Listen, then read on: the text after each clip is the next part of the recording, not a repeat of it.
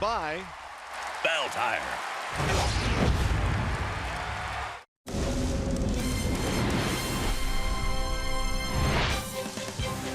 2 weeks ago, Jack Morris received the ultimate baseball honor, induction into the National Baseball Hall of Fame.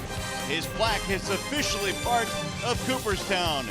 Today here at Comerica Park, the celebration continues. No other Tiger will ever wear number 47 again. Welcome to Tigers baseball today, the Tigers and the Minnesota Twins. Hi again, everyone. Welcome to Tigers baseball. Mario and Pemba, Ron Allen. Glad to have you with us here for Game 3 in the series. Most importantly, though, a special day for Jack Morris. Tremendous ceremony just wrapped up, right? No question about that. Tigers did it very well here today, celebrating Jack Morris, retiring his number. But really, they've been taking care of Jack the entire weekend. They have showered him with a lot of love, and rightfully so. He has deserved every bit of love that he has gotten this weekend. All right, it's been a great ceremony, but there is a game to be played today. Matthew Boyd will take them on for the Tigers, and Matthew, a little bit of hiccup in his last start, but by and large, been really good the last month. You know, we talked about Jose Iglesias and the way that he plays here at home. His batting average is nearly 300. Well, Matthew Boyd has done his best work right here at home as well. His numbers kind of speak for themselves. Matthew's been throwing a lot more fastballs these days. He's gotten up to 92, 93. You see what he's done here at home in 10 starts, 4-3 with a 2.93 ERA. He hasn't walked that many, and the opponents are hitting under 200. Matthew's got that fastball, 93, 94. He's got that curveball. He also has that slider and that changeup. And as you said, a little bit of a hiccup his last time out there. He'll be looking to recover from that. And he's always had some good numbers against the Minnesota Twins anyway, so I expect him to do that. All right, Game 3 is just minutes away, but right now we go back to the Coliseum Studios. Mickey York and Craig Monroe.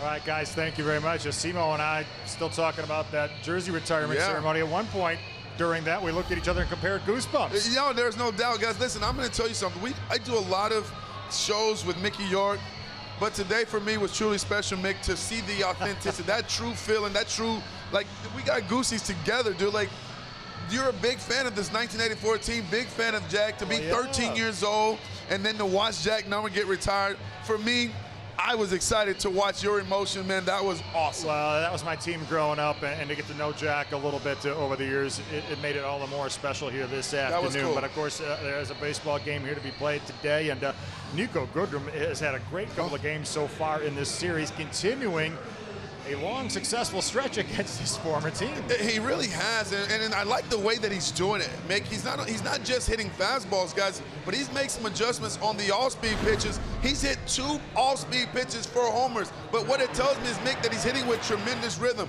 tremendous timing, and what happens is you recognize the pitches extremely early. When you get that front foot down early, you keep those hands back, and you look at the numbers on the screen, 8 for 25, 320, 7 extra base hits. That's getting it done against your former team. And he's my Ram Pick the Stick pick this afternoon, so I hope he continues it here this afternoon. But, of course, today remains Jack Morris's day as his number 47 has taken its rightful place on the right center field wall here at Comerica Park. And while today is a culmination of sorts, it's certainly not lost on Jack and what a wild ride it's been to get to this point. I think it's absolutely crazy to think about the journey and how the path has been perfectly placed for me. Here it comes. He steps him out, and Morris has a no-hitter.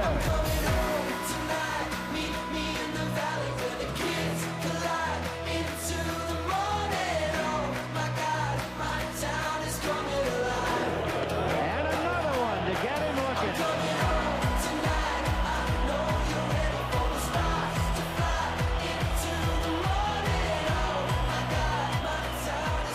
It all worked out. It worked out quite well.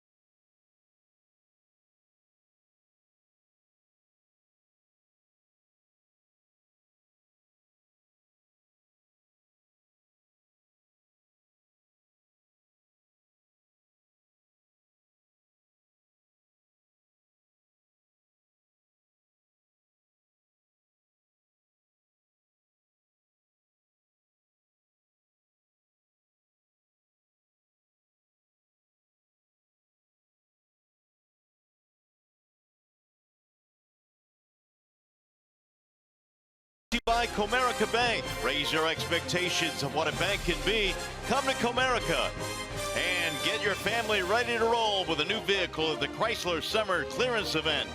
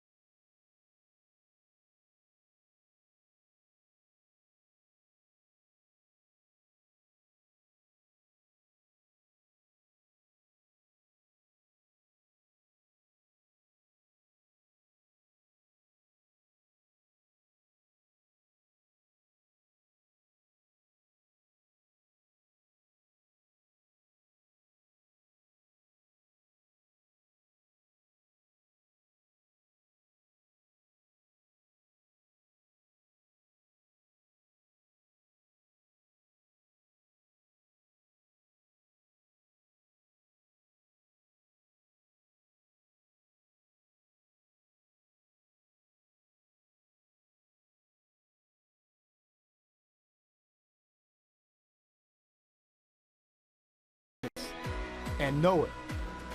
Those performances that can enliven his city in an instant and sustain a fan base for life. One no-hitter. Struck him out, and Morris has a no-hitter. Countless big plays. Grand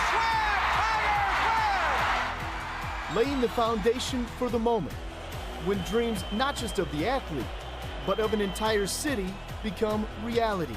And there's a fly ball to left. Here comes Herndon. He's there. He's got it. The Tigers are the champions of 1984. Revered. Remembered. Thank you, Tram. Jack, the time has come to take a much-earned bow. Tigers great number 47, Jack Morris.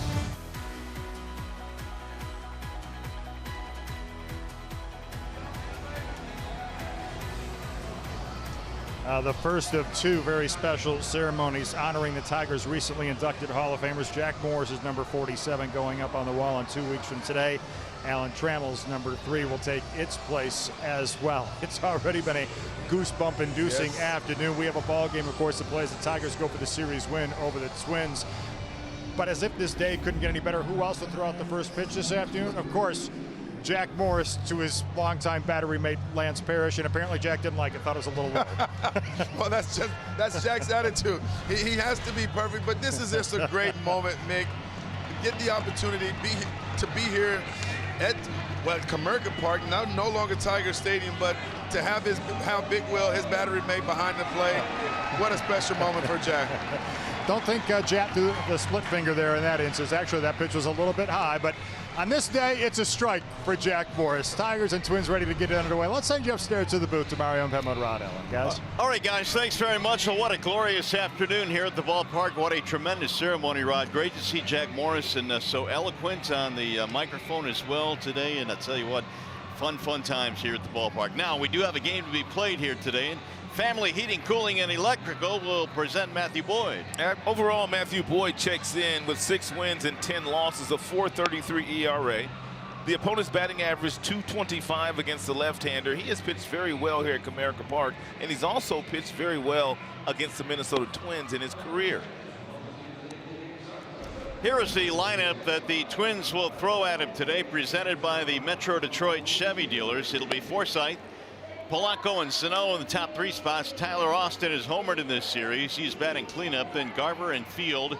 You got Kepler, Adrianza, and Cave in your bottom 3 spots for Paul Molitor and the Twins.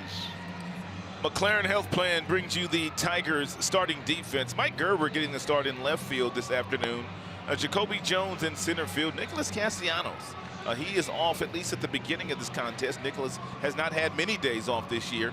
Candelario, Iglesias, Goodrum, Aducey round out the infield, and Grayson Griner is getting the start this afternoon after James McCann caught the first couple of contests against Minnesota. Could not have a better day for the Jack Morris ceremony here this afternoon. 80 degrees at game time here at the ballpark. Nice crowd on hand, and the Tigers and Twins wrapping up this 3-game series. And what a ceremony it was. The Tigers did a wonderful job celebrating Jack Morris and his accomplishments as a professional pitcher, and more importantly, what he did here in the Tigers uniform. Well, the coordination to go into a ceremony like that is tremendous. We'll do it again as well for Alan Trammell, but there it is, number 47 for Jack Morris, adorning the retired numbers wall out in left center field. Looks good out there, doesn't it? Sure looks sharp. And here we go as Matthew Boyd gets set to go to work here today. Logan Forsythe will lead things off for the Minnesota Twins. Here's the first pitch of today's ball game. It's a strike called on Logan Forsythe. Each team with a victory in the series. Tigers won the opener. The Twins held on to beat the Tigers 4-3 last night. Forsythe looks at a ball outside. 1 ball and 1 strike. Yeah, that fastball by Matthew Boyd, 92. The first one was 91. He'll get up to 94 this afternoon. A mixture of sliders and curves and changeups. You already see that fastball right there at 93 on the inner third of home plate to Logan Forsythe, who's been very hot since putting on a Minnesota Twins uniform. Here's the special patch being worn by the Tigers, the number 47 patch, and the silhouette of Jack Morris. Oh, that's real cool. Pretty neat. That's way outside, and the count levels now 2 balls and 2 strikes. Tigers went all out here for Jack today, didn't they? Yeah, it's going to be fun with the honored tram as well, and then that'll come in a couple of weeks, and then we'll be set for this year. What a great season it's been for Tigers in the Hall of Fame. Line to left field, and it's going to be run down by Gerber. 1 gone. Gerber is an outstanding defensive player, and as a matter of fact, won a Gold Glove in the minor leagues last year. He is a center fielder by trade, but he can also play right field and left field, but he prefers center. 1 away now for Jorge Polanco. He's batting in the 2 slot for the Twins. No Joe Mauer today with the lefty on the mound.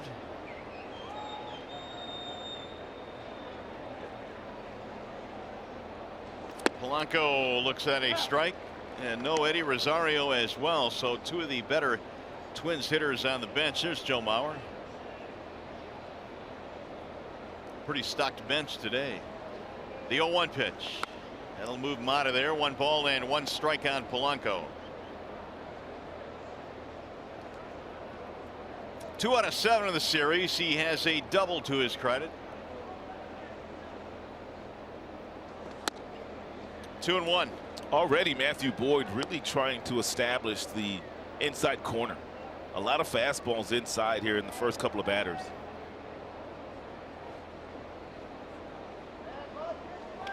Slice to right field and a looping base hit off the end of the bat for Polanco. That's one thing about the major leagues, Mario. One time if you go inside with a fastball, most of the hitters here don't believe you're going to go back inside with another fastball. Therefore, they will look for something out over the plate, as Polanco does right here, and he's able to flare that ball into left field. If you double up with that fastball inside, then you can get away with that pitch right there. Meanwhile, Polanco has the first Twins hit. Here is Miguel Sano. Fly ball right field. It's going to be playable for Reyes. And Victor hauls it in. And there are 2 gone.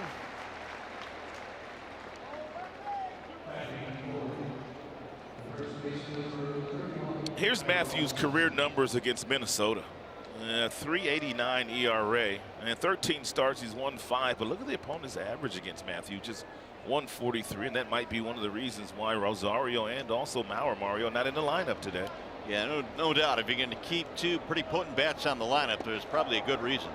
That's going to get away from Griner and go to the backstop. Advancing 90 feet, Polanco.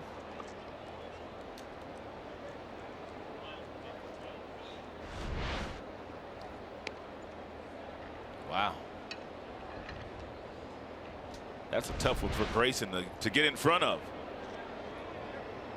Wild pitch. Puts Polanco in scoring position. Tyler Austin is homered in the series. Swing and a miss. And that wild pitch by Matthew Boyd was his 6th wild pitch of the year. Chad Fairchild calling balls and strikes. Angel Hernandez, your crew chief, is positioned at second base today. Now the 1-1.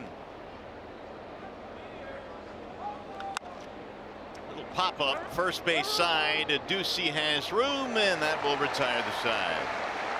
No runs, a single is stranded. We go to the bottom of the first.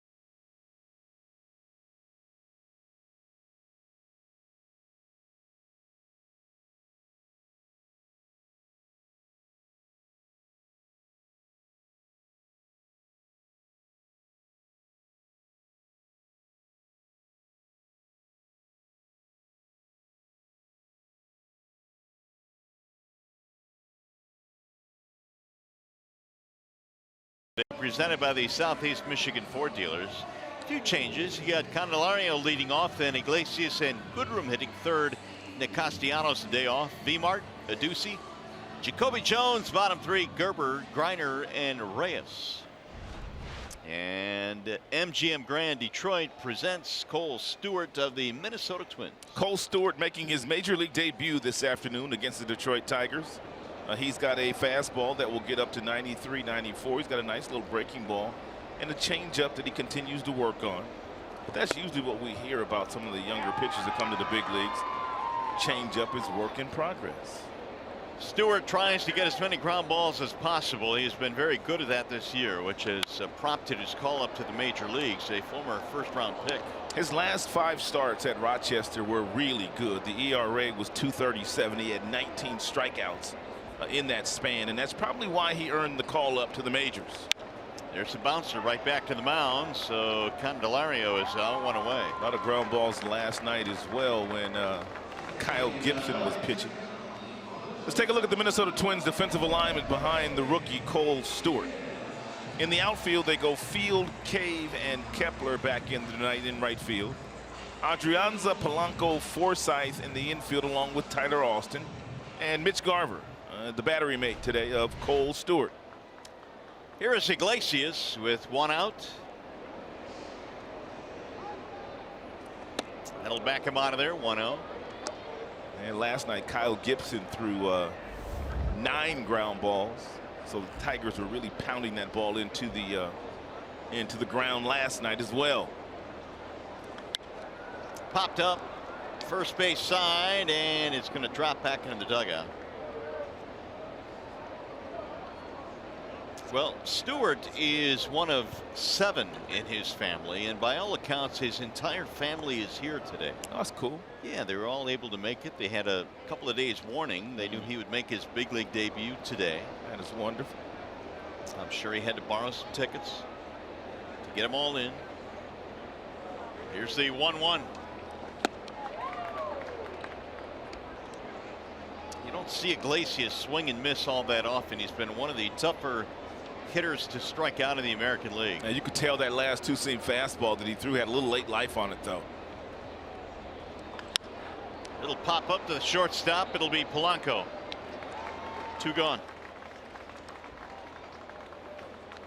Well, the Tigers combined for 3 or more home runs in this game. Bring a copy of the Tiger Box to a participating Arby's location tomorrow, and you will get a free small order of curly fries.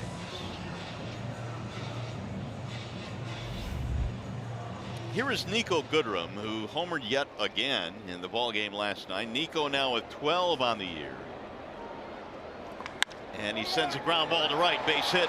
I don't know what it is about that Minnesota Twins uniform, but every time Nico Goodrum sees it, he's banging. He's got 12 homers, as you mentioned, and 4 home runs against the team that drafted him out of high school. He jumped on that first pitch fastball there from Stewart and finds the hole on the right side of the infield. You know Nico will be off and running, too. He's one of the Tigers that does have the green light.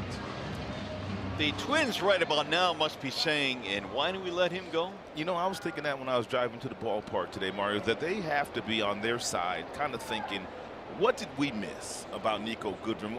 How did we miss this? This guy spent 7 years in our organization. What did we miss? Here is Victor Martinez. Well, I wonder if it was a case of what did we miss or a case of the way the roster was constructed. There was just no room. Right. I mean, I don't know, but for 7 years he toiled in the minor leagues. And now here he is starting with the Tigers. And then last year, what Nico Goodrum showed them while he was playing AAA, he played 7 different positions.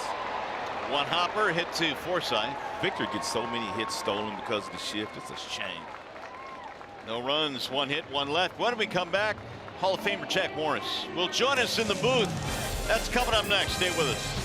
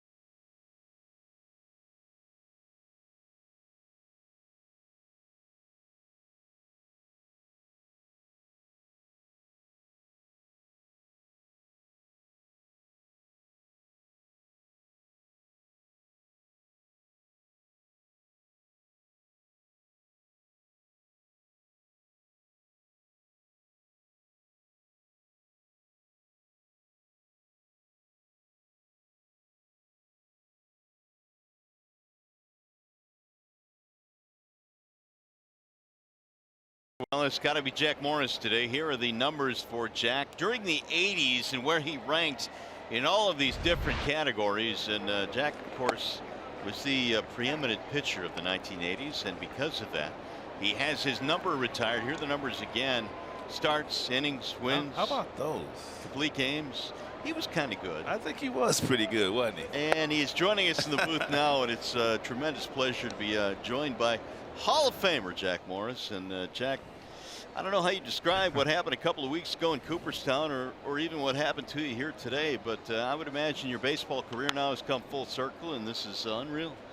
It really is. I really have a tough time trying to show my emotion right now, because I feel like it should be shared equally amongst not only the guys on the field today, and Rod part of that group, but everybody here. It's Detroit. It gives us all a sense of pride, I think, and I certainly feel that way, but I think the fans feel that way too. I don't know how you felt about that ceremony down there, Jack, but I mean, it was amazing. I mean, the amount of love that they showered you with here this weekend. I mean, it's amazing. It's mind-boggling. It takes me back to when you threw that no-hitter the very first week of the season, and when we got back to Detroit, it was my first time at Tiger Stadium, and when they announced your name, the round of applause that you got sent chills through my body, and you get that same kind of experience here and this kind of stuff.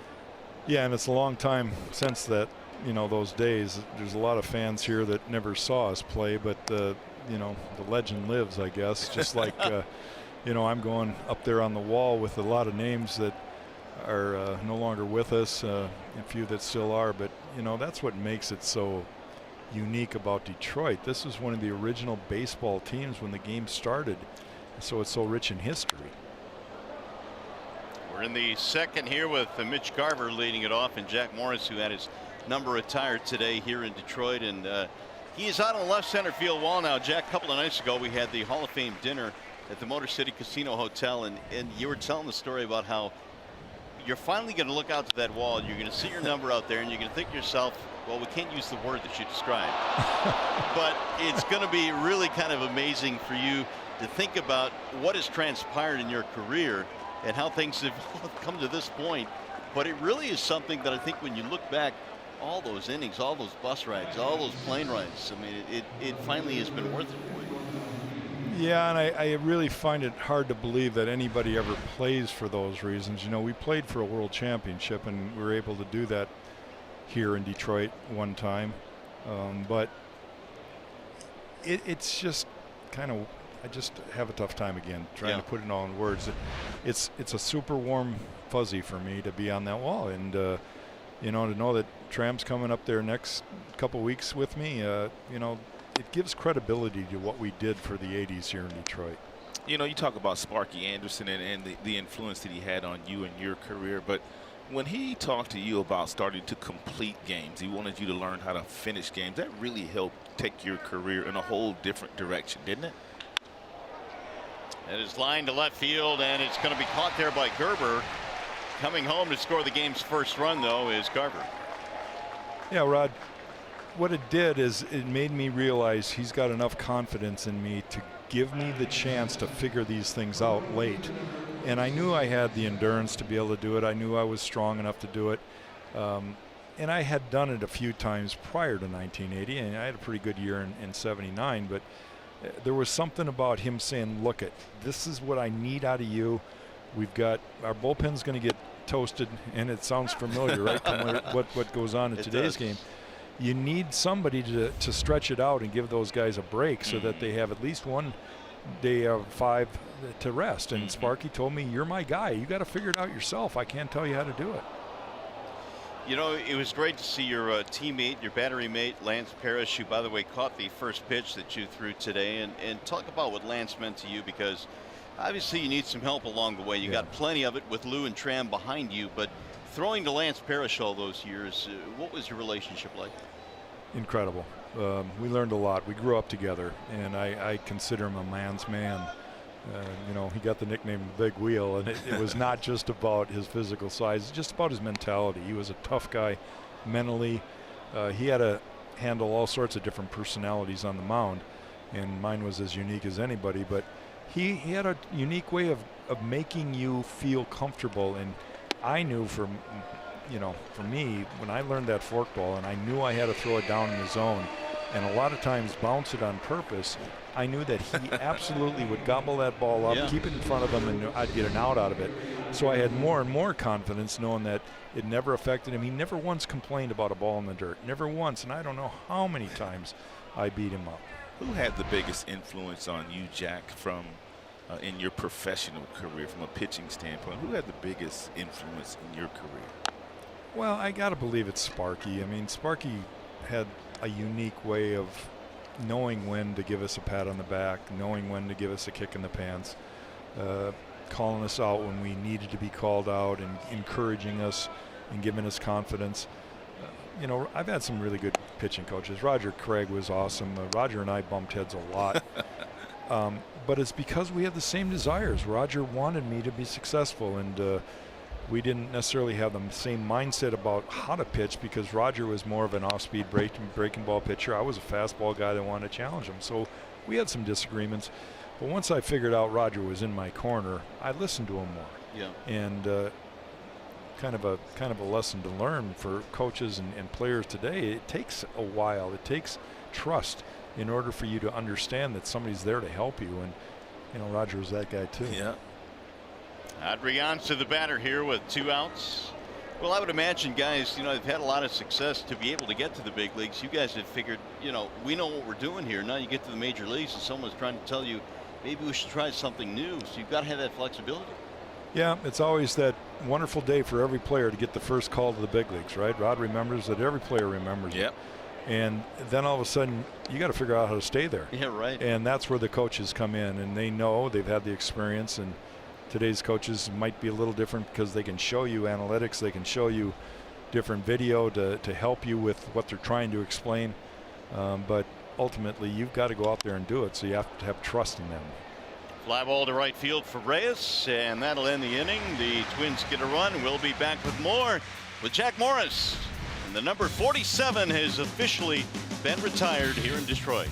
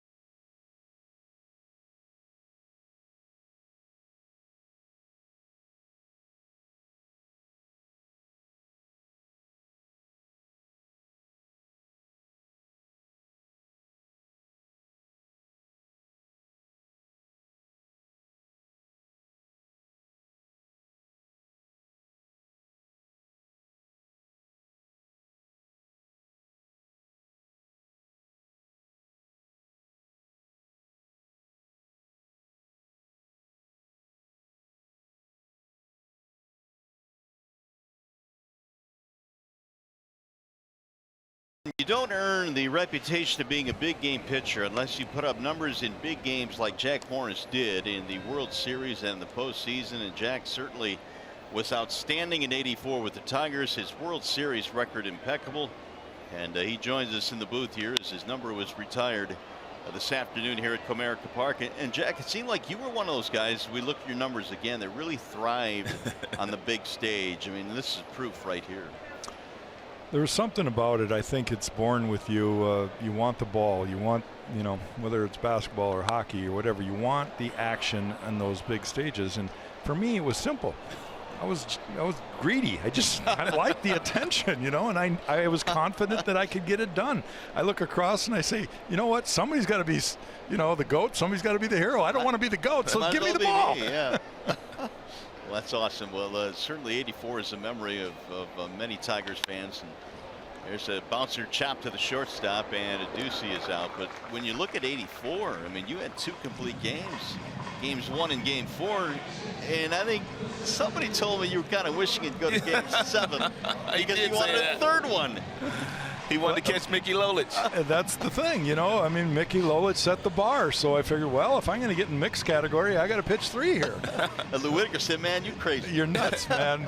You're absolutely out of your mind." And Jack, when you look back at that team with Big Will behind the plate and Tram at short, and of course you on the mound and Lou at second base and Chet Lemon, I mean, that up the middle was really good, one of the best in all of baseball. I mean, why didn't they get more recognition earlier, to be honest with you? I don't know. Maybe it's because we played here in the Midwest, and the East Coast and the West Coast seemed to always grab more of the attention in baseball. But we were a solid team for a long time. I think we had more wins in the 80s than anybody else. And Rod, you remember the division we were in. The American League East in those years was a beast. I mean, Milwaukee and Toronto and, you know, Baltimore, New York, Boston, all those teams were really, really good. And so in order to contend in that group of ball players, you had to play the game right. What did Jim Leland mean to you in your career? Humperdinck was that's what you called it, Humperdinck? Yeah, Humperdinck. I don't know why. That was his nickname back then. Were you the only one that called him that? No, everybody did. We probably don't want to know, but anyway. I think he sang some of Humperdinck's songs. I would guess that was the reason. Right back up the middle off the glove of Stewart, and a nice play. Is he out? No, he's safe. Pulled him off the bag. Is Austin okay, though? Austin with a slight collision with Jones down the line. I think he came down awkwardly on the bag. We'll see. Austin. Ooh, no, you're right. It appears to be okay, though. Yeah, just clipped him. Yeah. First baseman, man. They can take some abuse, too, if the throws aren't right. And so Jones making sure Austin is okay. Mike Gerber will step in now. The Tigers have a man on here. Back to your question, Rod, Jim Leland was a lot like Sparky. I think they were in the same mold, and he knew how to push the buttons at the right time. He knew to, you know, do all the things. He really believed in me. I know that, and he understood that I wasn't happy when I got sent down after being in the big leagues back to AAA, but he let me fester for a while, and then he grabbed me when he needed to, and gave me a man-to-man talk about just getting my act together and proving back. You know, he told me flat out, Jack, if you think you're a big league pitcher, go out and pitch like a big league pitcher. He says, you're not doing that, and I don't want to see you much longer. I looked at him and said, well, I'm not real happy with you either, so I went out and threw a couple good games. He lit that fire underneath you. You know what? And I love the man. I respect him for all he's done. You know, maybe we'll see him in Cooperstown someday soon. We should. Mike Gerber, the batter, here now with 1 on 1 out, chatting with Jack Morris, who had his number 47 retired here at the ballpark today. And Jack, one of the things I wanted to ask you about was your first pitch, because I noticed in this day and age where elevated fastballs are the norm, it looked like you threw an elevated fastball today. High spin rate. Yeah, we'd need Wilt to stilt at the plate, though, for that one to be in the upper part of the zone. I didn't finish it off very good. My 13-year-old son said, Dad, you didn't get your back leg up very well. You're supposed to get that ball out in front a little bit. It's something when the kids start critiquing you. So how long did it take for you finally to become comfortable with the forkball, where you knew you could throw it for outs, for strikes, and get outs? Probably a month. That's it? Yeah, it wasn't long. It just was one of those pitches I got a feel for in a hurry. I messed with it for a couple weeks, and I threw it in a game. There's a 4-6 and a 3 double play. Well, Jack, congratulations once again. Always great to see you. We can call you a Hall of Famer. Yes, we can. Thanks so much, Jack. Thank you. Thanks, Rod. And here's that first pitch we talked about. That rising fastball at the top of the zone with the big wheel catching. Congratulations, Jack Morris. Yeah, my elbow was a little underneath too.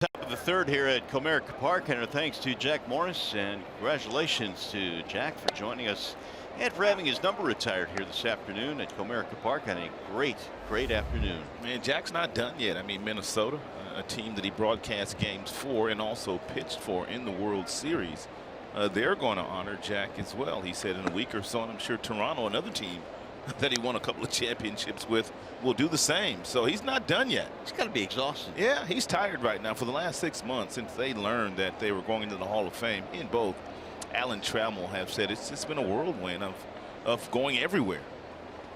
Well, it's a good exhaustion to be sure. Jake Cave gets it rolling here in the third. Well, next year when they go back to Cooperstown, they will get a chance to really enjoy it, sit back and relax like a lot of the other Hall of Famers. Here's the 2-1. Hit in the air to right center field. Jacoby's on the run. Man, can he close on a ball quickly? Yeah, when Jack was up here, Jacoby nearly made another spectacular catch in center field on the ball off of Garver's bat to catcher. He didn't catch it. Garver got a triple, but Jacoby gets great jumps in the outfield. Really great jumps. He takes really good routes to get to the baseball. He has a lot of fun playing defense. Just loves center field. Well, with one out here is Logan Forsythe. You played outfield, Rod. What does he do that really stands out to you? Is it that first step? Is it instincts? What is it? He anticipates. Yeah. And when he's in the outfield, he anticipates that every single ball is going to be hit to him. He told me that. And if you anticipate that every single ball is going to be hit to you, you're always going to be in that ready position. You're going to be on the balls of your feet. And then when that ball is hit to you, you're able to react because you're thinking that that ball is coming to you every single time. And that's what makes him a superior defender. But that's got to be hard to do when you're standing out there for 3 hours. Yeah, but that's what makes the great outfielders great outfielders. And also Jacoby played shortstop growing up and in college. So he really has shortstop feet in the outfield. So he's got really quick agility, and that helps you in the outfield. That throw he made last night was spectacular. Sure was. I talked to him about that today, too, and he kind of amazed himself. I'd like to get what the velocity was on that throw from last night. I bet it was at least 90 miles an hour. He threw a seed to third base. Now the 1-2 to Forsythe. That's in the air to shallow right field, and Reyes coming on to make the catch. And Reyes hasn't played a whole lot of right field. Nicholas Castellanos has pretty much been in right field every single day, with the exception of a couple of days where Nicholas was the DH. Nicholas chilling today, getting the afternoon off here in the finale. He hadn't had many days off. He's pretty much been in that lineup every single day for Ron Gardenhire. Here is Polanco. Ball 1 to Polanco. Signaled in the first, but it was stranded at second eventually. Moved up on a wild pitch, did not score.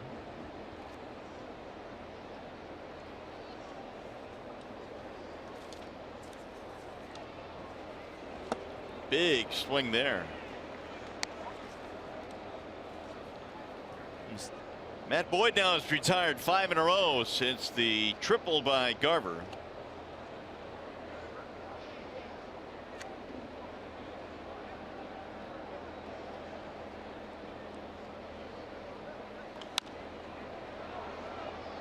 Polanco was suspended for 80 games for violating Major League Baseball's Joint Drug Prevention and Treatment Program earlier this year, so the Twins certainly missed him. Yeah, he had a pretty good year for them last season, and they were anticipating that he would be their everyday shortstop. Popped up left side of the infield. Easy play for Iglesias, and a 1-2-3 for Matt Boyd. Well, do we have Triple Crown potential? Perhaps. Mickey York has more on that when we come back.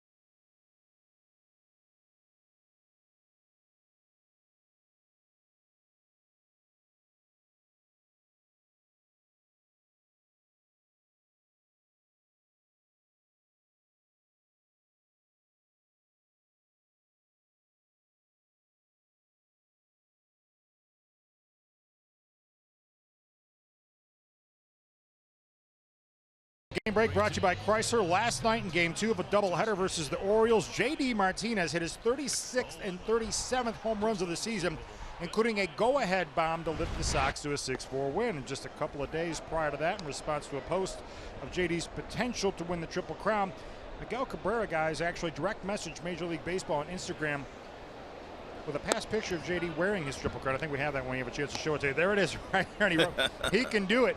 He is ready. I guess, Simo, Amari, Roddy, it's not out of the question. Well, he's definitely the best power hitter in the game today. I mean, the numbers he's put up the last few years are just, I mean, they're incredible. And he continues to do it. I remember having a conversation with Miguel Cabrera a couple of years ago, and this was when JD Martinez was still with the team. It was in spring training, and Miguel said that once JD Martinez started taking the base hit the other way when they would overshift on him, that he would hit well up into the 330s, and then he would have a chance to win a Triple Crown. So Miguel does truly believe that JD can do that because he takes the base hit the other way, gets the average up. Well, JD right now leads the American League in RBIs with 104, homers with 37. He is second to Mookie Betts in batting average, trailing him by a little ways now, 351 to 332, but it's possible. He was leading the American League in hits too, and you know JD is not getting any infield singles, so he's slugging everything. Meanwhile, Griner is caught looking, and one gone here in the third. And meanwhile, the Tigers have not been able to figure out the youngster Cole Stewart yet, making his major league debut. I was kind of reading his bio, Mario, and he was drafted in 2013. He was the 4th overall pick that year. And in that draft, 2013, there have been 24 of the 30 guys have made it to the big leagues. Wow. 24 of the 30 guys in that draft have at least gotten to the big leagues. It's pretty incredible. Well, he was drafted so high, as you mentioned, what, 4th overall, that a lot was expected of him, but he saw guys passing him by in the minor leagues. And in fact, the Tigers actually passed on him in the Rule 5 draft this year. Oh, did they? They did, and several teams did. And I think that the Twins finally had a conversation with him and said, look, we need to change some things up. We've got some data that indicates that if you start throwing a sinker a little bit more, getting more ground balls, you're going to have a better chance to succeed. And there's yet another ground ball. That's funny how you would say that, because that's the same thing that they told last night's starter, Kyle Gibson. Gibson had been a great sinker baller, and they told him that we've got some data that tells us if you would use this 4-seam fastball a little bit more, your numbers would be a whole lot better. And although it really hasn't shown up in the wins and losses for Gibson, his secondary numbers are superb. Well, he's going to go next year into the rotation probably as their number 2 guy. I mean, he's been that good this year. Here's Candelario now, and he slices one to left, a base hit. Do it, Candy. I see you. A 2-out single for the Candyman. Second time through the lineup. Maybe they've figured out a little something that Stewart is doing out there that will allow them to get some better swings. Candy jumps on that first pitch fastball, tailing heater away from him and slices it to left field beautifully. His left-handed swing, Rod, it seems to lend to at-bats like that where he can make a lot of money slicing that ball to left center. Real short, real quick and compact. Not a lot of moving parts. Here is Jose Iglesias.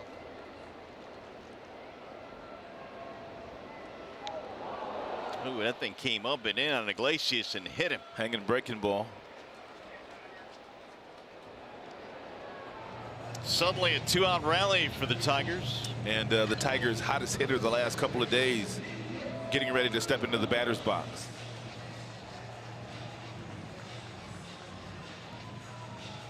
Nico Goodrum had a single in the first. He bounced one right through the right side of the infield for a base hit.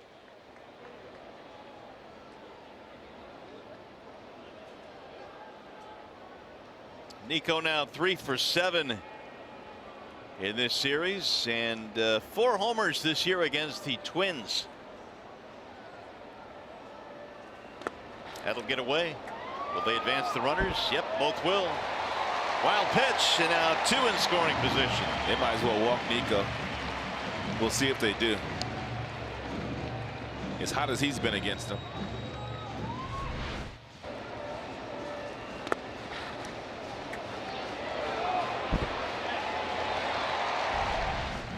Victor Martinez on deck.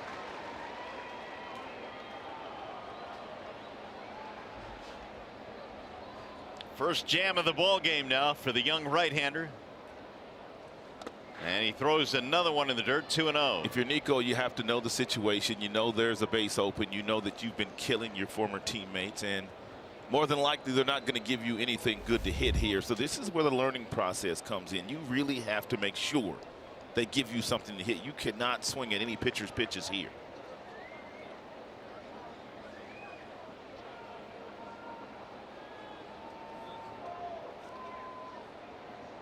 Many times in these situations, you'll see young pitchers just put the guy on. I mean, managers would rather just have you put him on than risk making a mistake. The 2-0. Foul it off, 2-1. That's a 93-mile-per-hour fastball. That's not a great pitch to hit, and that's just what I'm talking about regarding Nico. It's a 2-seamer. He's trying to get this ball inside. and it looks like it probably was off the plate inside. So Nico, get a strike.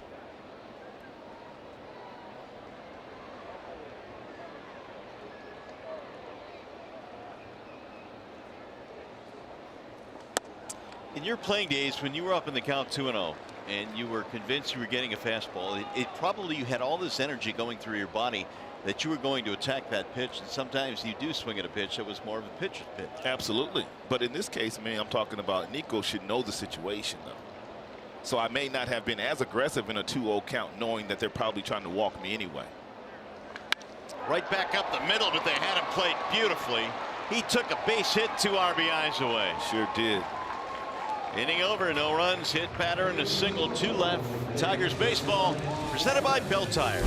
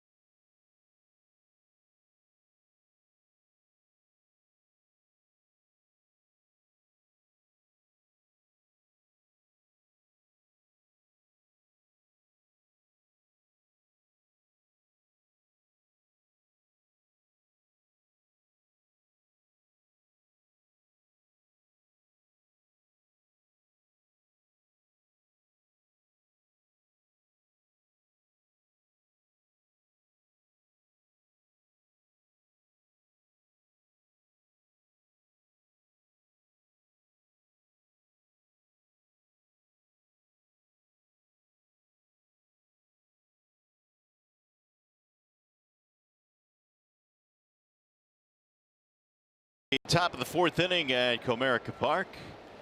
Time now for the Bernstein advantage, and it belongs to Matt Boyd against Sano. His number's not very good on Matthew, and hopefully that'll continue. Hear those numbers again. 3 for 21.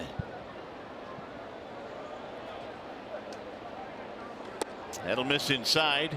Boyd has done a lot of that today. I mean, he has pitched aggressively inside to just about every last one of these right-handed batters that he has gone up against so far today. Swinging a foul ball. That's a nice pitch. I mean, you go fastball inside at 93, and then you come back with a really nice change piece to get Sano out on that front foot. Well, Jacoby Jones out of the game now. Victor Reyes will go to center, Goodrum to right, and Ronnie Rodriguez is now at second. There's a high fly ball into shallow center field. Rodriguez will call and catch. Right hamstring tightness for Jacoby. That's why he was taken out. I could tell, Mario, after this play in center field. Take a look at Jacoby. I mean, he's running hard after this play, but after he misses this play, watch when he gets up. I mean, he starts to run away. You could tell something was not quite right with him. I thought maybe it was the back that you could see him stretching out right after that play right there. So he hurt that hamstring on that play, unfortunately. And then he also had to hustle down the line, too, for that base hit. Yeah, that's where I thought he might have done it, but clearly he did it on that tumble out in center. Tyler Austin, the batter. 1 gone here in the 4th. Twins lead 1-0. Chopped to third base, scooped up there by Candelario. Candy's been awfully busy down on the hot corner the last couple of nights. He had a lot of ground ball opportunities in last night's contest. Meanwhile, Boyd has retired 8 straight since the triple by Garver in the 2nd.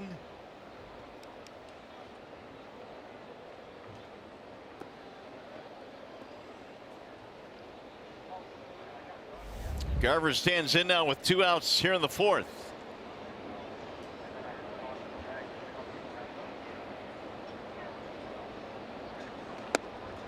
Strike 1 on the outer edge. And you could tell that Boyd throwing a lot of breaking balls to the Minnesota Twins. They struggle hitting the breaking ball.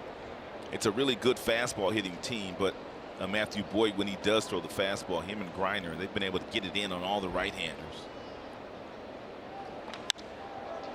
High fly ball center field. Reyes cruising back, cruising over, and Boyd another 1-2-3 inning. We go to the bottom of the 4th.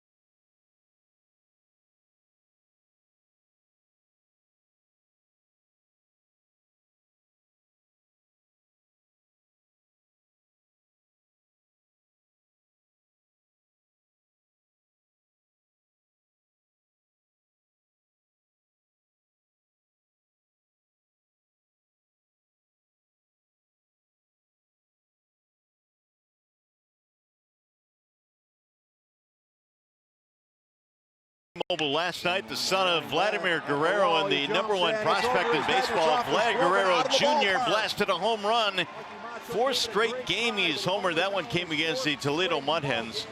Since being promoted to AAA, Vlad Guerrero Jr. batting .441 in 11 games, and it's not going to be long until he is in that Toronto lineup. His body looks nothing like his daddy's. No, I was thinking the same thing. I mean, his daddy was about, what, 6'3", 6'4", tall and lean when he came to the big leagues. He put on weight later on, but Junior's a little bit, a little stumpier, built a little closer to the ground, right?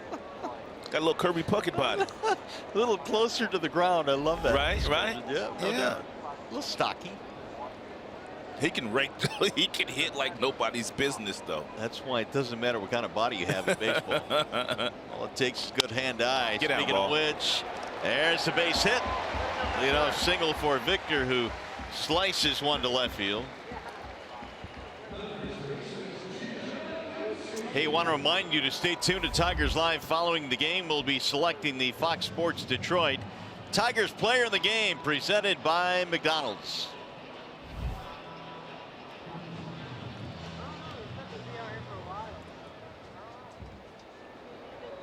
Here is Jim Ducey. Ducey had a good day yesterday, quietly. And Jim had 3 hits. Been getting most of the reps at first base with John Hicks on the disabled list. It's a good opportunity for Ducey. Hicks, by the way, going to see a specialist for the groin problem that he's had. The 1-0 pitch, a bouncer to short, should be 2. There's a 6, a 4, and a 3 double play. It's the second twin killing the Tigers have hit into today. This is tailor-made right here. Polanco to Forsythe, and then on to the first baseman for the double play. 2 gone now, and here is Ronnie Rodriguez getting his first at bat in Jacoby's old spot. He took over when Jacoby left with the hamstring tightness.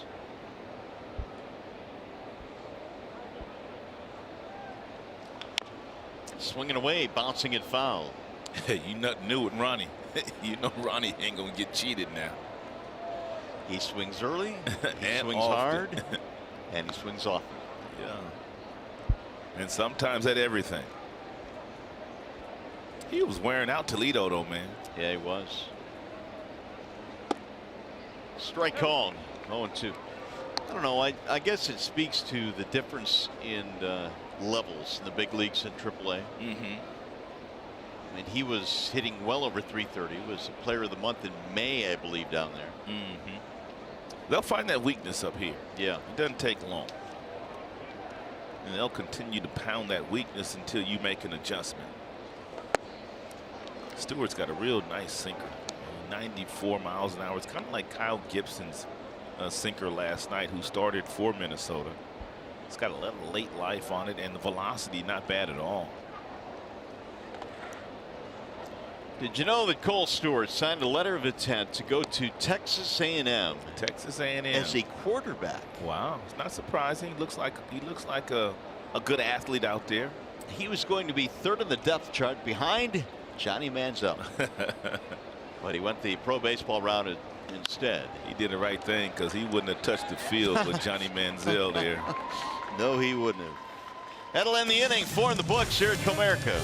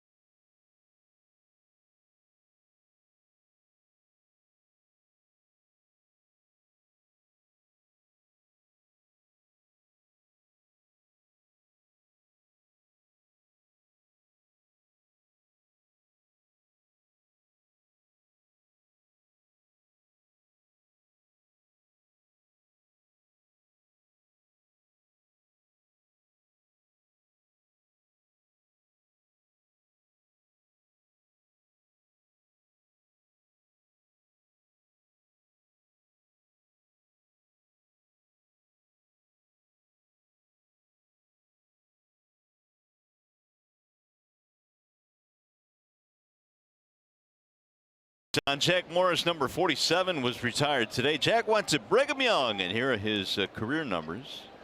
He had 12 complete games, which I guess was a indication of things to come. Right. He pitched in an era where it was the thing to do. If you started the game, most pitchers, they wanted to finish it. They didn't want to turn the game over to the bullpens. I think a lot more resources in those times, Mario, were put into the starting rotation, whereas nowadays you have a lot of resources in the bullpen. I mean, you have a 6th inning guy, a 7th inning guy, an 8th inning guy, and a 9th inning guy. And on your good teams, you're paying all those guys like a closer in many instances. You know, I never really thought of it that way, but it's a valid point where the starting pitchers got a lot of the money, and still do. They get a lot of the big time money, but now you're seeing guys that will pitch, as you say, the 6th, 7th, or 8th, getting some pretty good contracts too. I mean, just like Jack said, I mean, no disrespect to the other guys that were in that bullpen, but Willie Hernandez obviously was the Cy Young and the MVP, and that's where Sparky wanted Jack to get the ball to Hernandez. They didn't have a 7th inning guy and an 8th inning guy. Jack was that guy. Pop straight up left side of the infield, and it's going to be Iglesias. He finally had that ball come down. A lot of pop-ups already in the game off the bats of Minnesota against Boyd. Tigers hosting the White Sox Saturday, August 25th at 6:10 p.m. The first 10,000 fans receive a 1968 50th anniversary Mickey Lolich bobblehead. Well, I got to get one of those. If you'd like tickets, go to tigers.com.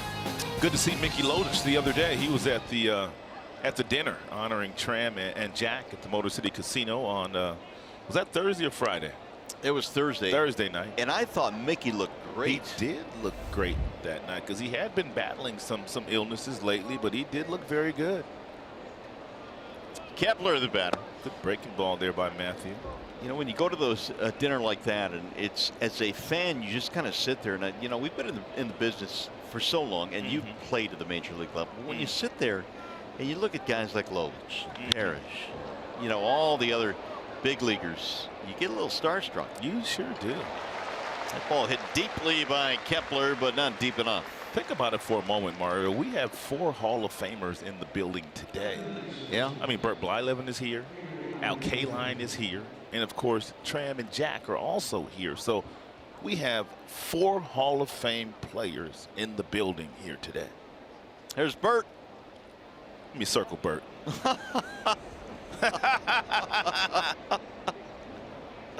He has no idea. I know he didn't. That's his thing, though. That's his shtick over That's his shtick. I stole it. Circle me, Bert. He had Jack Morris forkball. I mean, Bert Blylander had one of the nastiest curveballs you ever wanted to see. His curveball was wicked. And he would light your shoelaces on fire if you didn't look. Oh, my goodness. He was a prankster. 0-2 on Adrianza. And Matthew Boyd, man, he's really throwing that breaking ball at different speeds. He's just showing them the fastball, not really throwing it for strikes. I mean, just kind of showing it to them. And then he goes right back to that slow breaking ball that they just haven't been able to stay back on.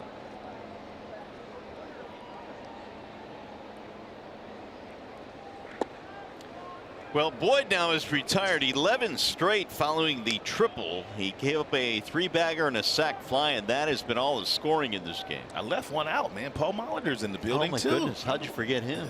They reminded me in the truck. I got to give him credit. So that's 5. 5 Hall of Famers in this place today. Rolled foul. That's amazing. It really is. The best of the best. These guys were the best players to have ever played the game. There's only been about 18,000 major league players. Yeah, that's all. In the history of the game. You know, it's funny. You and I have known Jack for a long time. You've known him longer than I have. Yep. But you just sense the humility in him now after being elected to the Hall of Fame. No doubt. He is changed, so to speak. He really has. 2-2 now on A-Ray Adrianza. I think he just competed at such a high level all the time, and he just really couldn't turn off the intensity. A lot like Kirk Gibson. I mean, I was listening to Kirk Gibson and Mike Scioscia's interview the other day, and Mike Scioscia was talking about Gibby in the same fashion. I mean, those guys had to learn how to calm down. Yeah, they were grinders. Meanwhile, speaking of grinding, Matt Boyd is retired 12 in a row.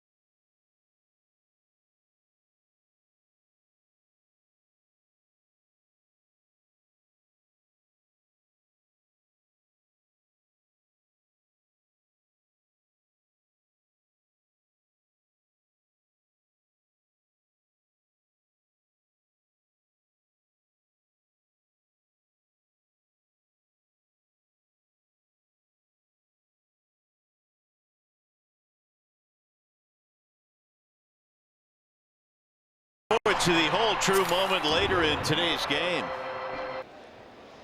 Twins have a modest 1-0 lead as we go to the bottom of the 5th. And to the plate comes Mike Gerber. Bottom 3, Gerber, Griner, and Reyes. And not a bad idea by Gerber if he wants to bunt down that third baseline. Adrianza, the third baseman, playing well behind the third base bag, basically daring Gerber to bunt in his direction. And you see him up here. I mean, you go right here, you kill it right there. It's a base hit.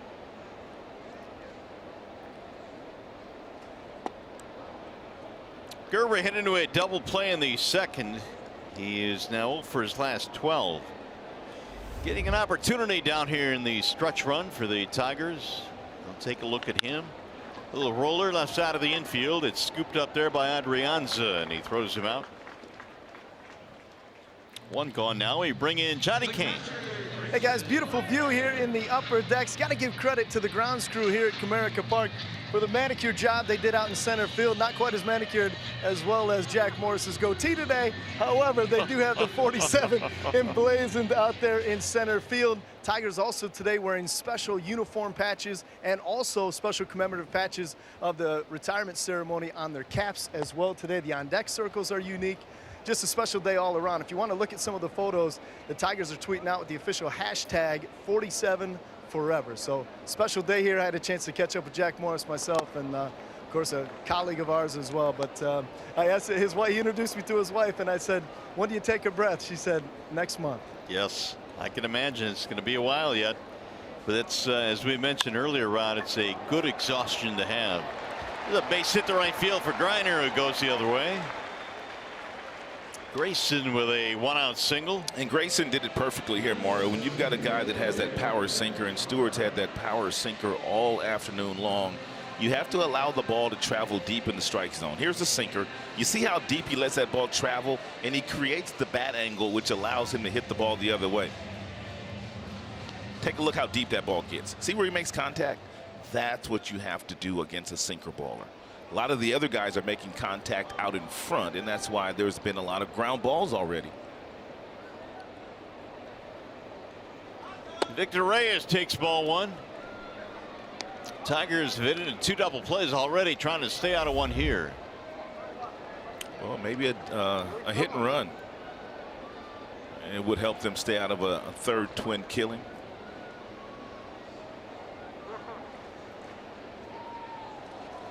Reyes shoots one on the ground and through, right by a diving Austin at first base. Griner is grinding to third. He's in there standing up. And the Tigers now have something brewing here in the 5th.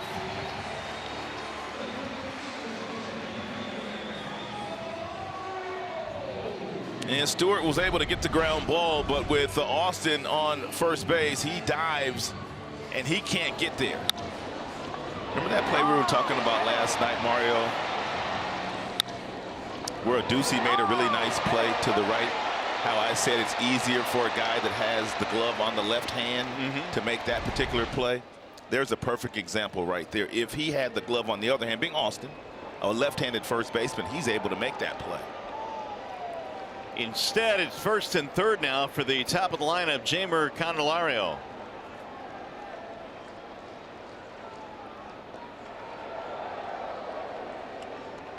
Yeah, Stewart right now is not going to allow Victor Reyes to steal second base. He knows he wants to steal second base because the Tigers desperately need to stay out of a double play, and Stewart wants to keep his double play in order.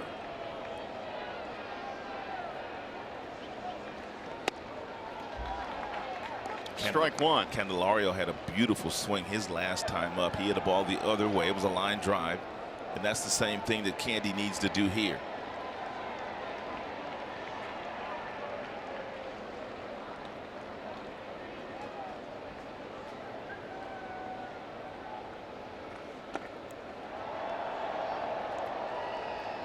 Garver has had to block a few balls in this game.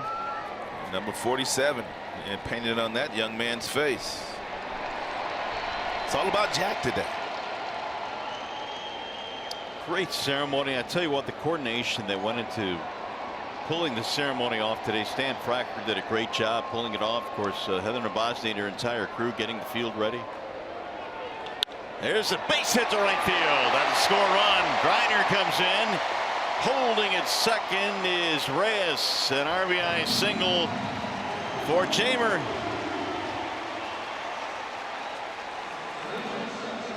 Very patient at bat for Jamer Candelario his last 2 times up.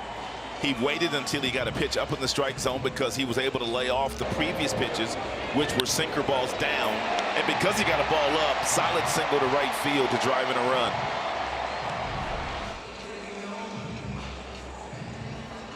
Tigers string together 3 consecutive hits against the right-hander Stewart.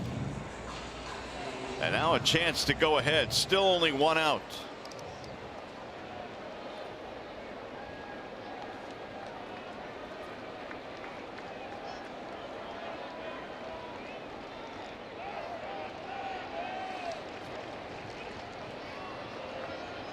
Cole Stewart, only 23 years old, out of Houston, Texas.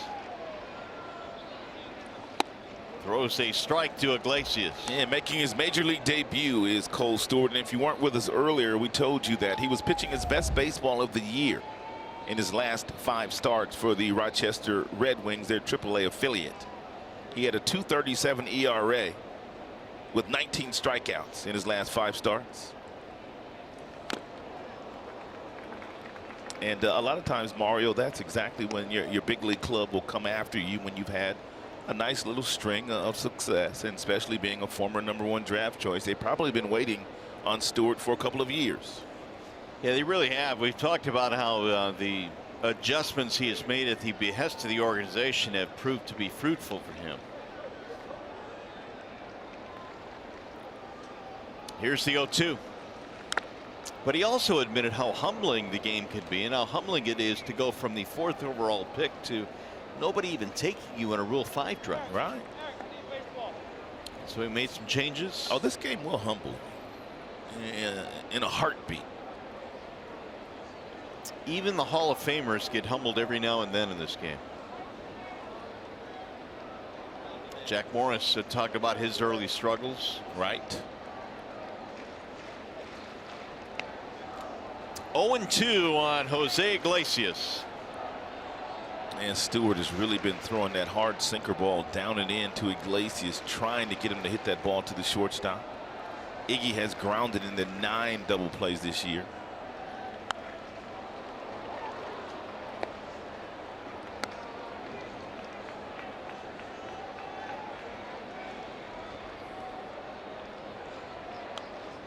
Iglesias hit by a pitch in his last at bat. Tigers had 2nd and 3rd with 2 outs, couldn't score. And finally 3 straight hits here in the 5th has put him on the board.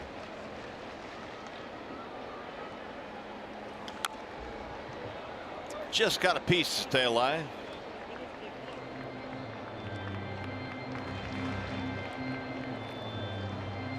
Take one more look at this 93-mile-per-hour heater. Take a look right here. I mean, Iglesias sees fastball right down the middle, and then he starts his swing, and that ball just dissolves down in the strike zone on the inner third of home plate. That's what that sinker's doing. That's what late life is called. He's battling up there, though. 1-2. I don't think he's thrown Iggy a pitch above the knees, has he? Well, the one that hit him, that's about it. The curveball that got away. Earlier today? Last at bat? Yeah, back in the 3rd.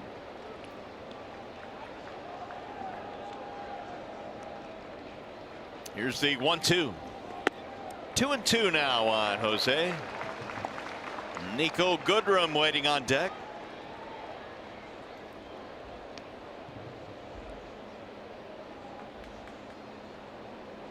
One pitch up in the strike zone. Everything else at the bottom of the zone. He's trying to get the double play, trying to get the ground ball.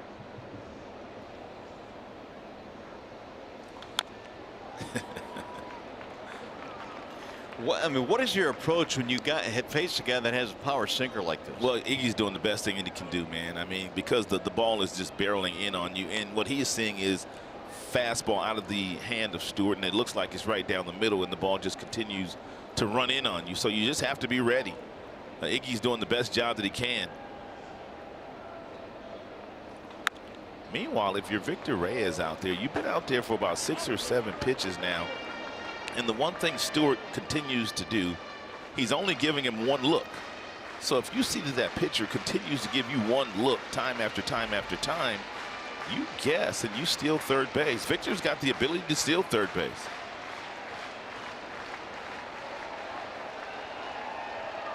Singles by Griner, Reyes, and Candelario have tied this one up. 1 look, going home.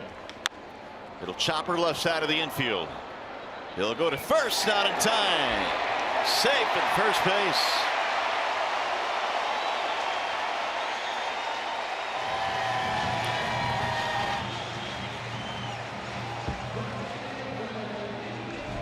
It looked like it was going to be an out at first base, but Adrianza really took his time, and Iglesias really hustling down that line, able to get himself an infield single. Tigers have the bases loaded now with just 1 out.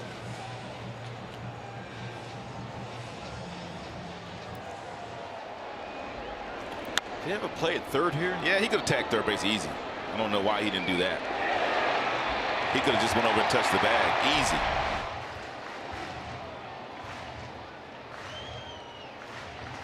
Here's our call, Sam, call of the game, and Nico Goodrum has been punishing his former team. He's had 2 home runs in this series, both of the home runs on off-speed pitches, 1 on a slider, the other on the changeup. But what I want to show is the location of both pitches in an identical swing by Nico Goodrum.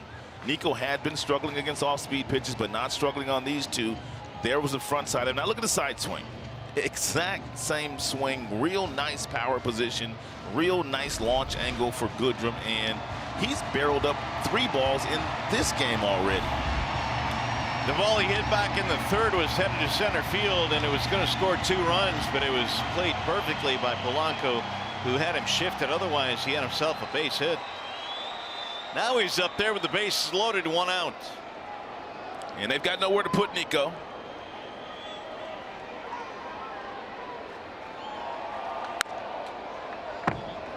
Stewart knows where his bread is buttered, doesn't he? He sure does, man. Yeah, that sink piece, man. That sinker, sinker, sinker. They've got action. The left-hander warming up. Roger is beginning to tune up. And they might turn Victor Martinez around to the right side, where a lot of teams feel like his swing is not as good as it is left-handed. Tigers have to score at least 1 run here.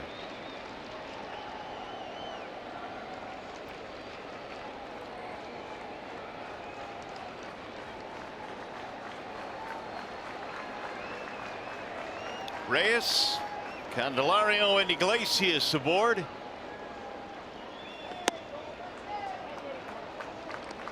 One ball and 1 strike. Nice afternoon Sunday crowd here too, buddy. Great crowd. A lot of people here. And many of them enjoy the pregame ceremony for Jack Morris. That'll dive low again. 2-1 now on Goodrum. Iglesias and Goodrum and Candelario, for that matter, have had tremendous at-bats.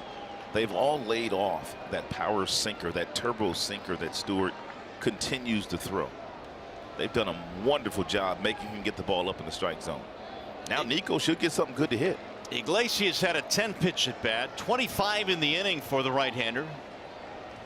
Way outside, now 3-1. This might be his last batter if he loses Nico Goodrum.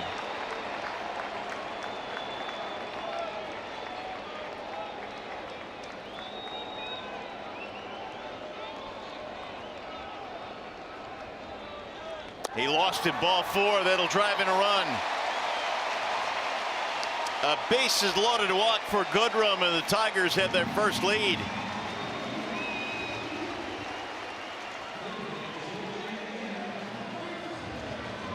Paul Molitor is on the dugout steps. And that's going to be it. Going to turn Victor around to the right side.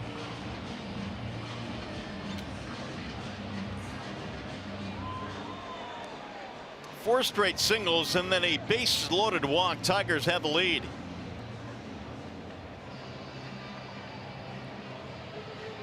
That'll be it for Cole Stewart. Big league debut. He'll be taken out here in the 5th.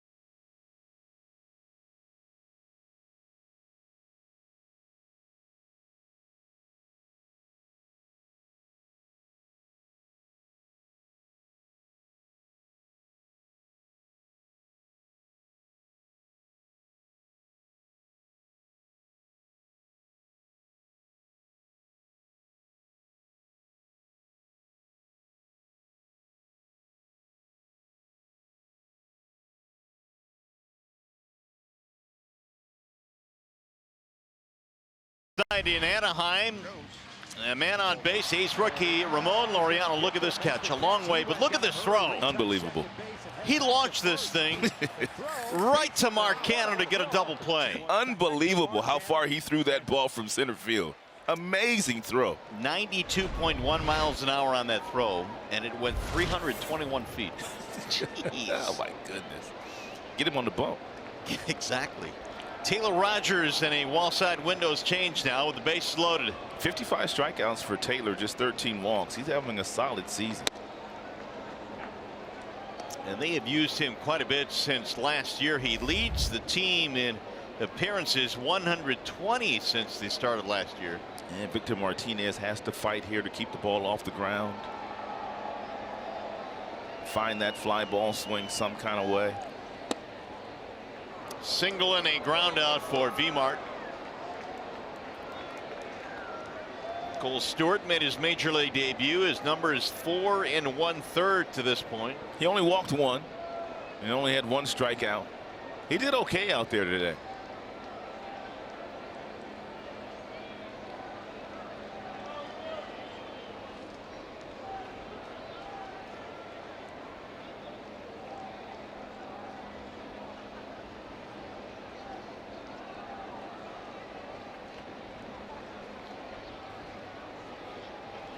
Tigers trying to bust this one open here. They have their first lead of the game.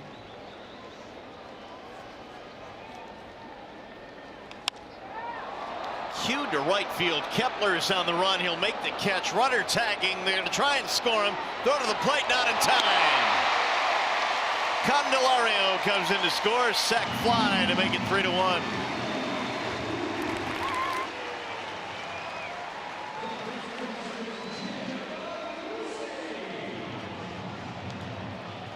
It's a nice job by Victor. He fell behind Rogers, no balls and 2 strikes, and you can see Victor, he's just trying to force something into the outfield. He got jammed, and Kepler's got a good arm. I mean, it's above average, but Candelario, he challenges him.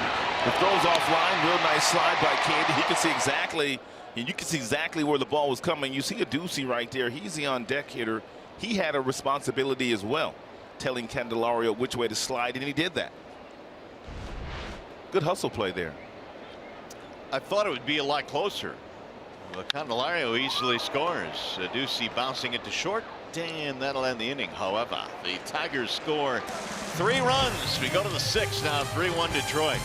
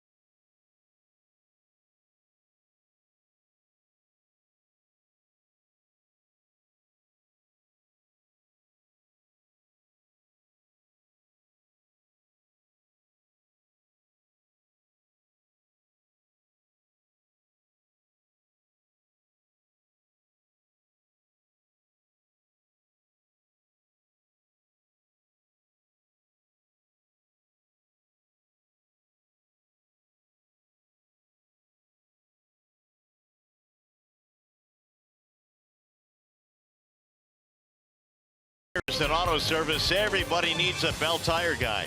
And by Chevrolet, the most awarded and fastest growing brand the last 4 years overall.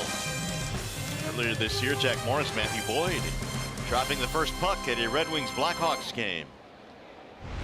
And Matthew Boyd at that point forging a little bit of a relationship with Jack Morris, which I'm sure was going to serve him well down the road. Meanwhile, today he has been on point. He's retired 12 straight Twins, and the Tigers have gotten him 3 runs. Jake Cave leads it off, and Logan Forsythe and Jorge Polanco.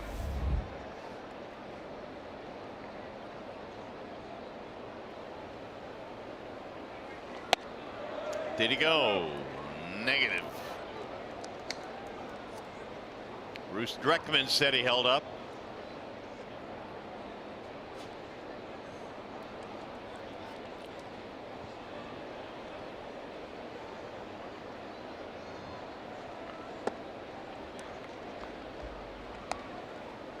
The last Twins base runner, the triple by Mitch Garver in the second, he came around to score their only run.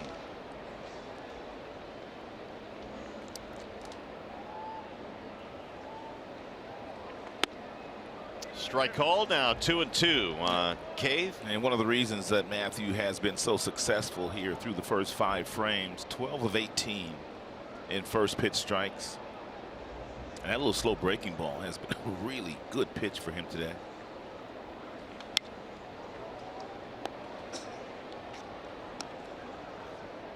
This season for Matthew Boyd, at 2.93 ERA and 10 home starts. He's pitched well here.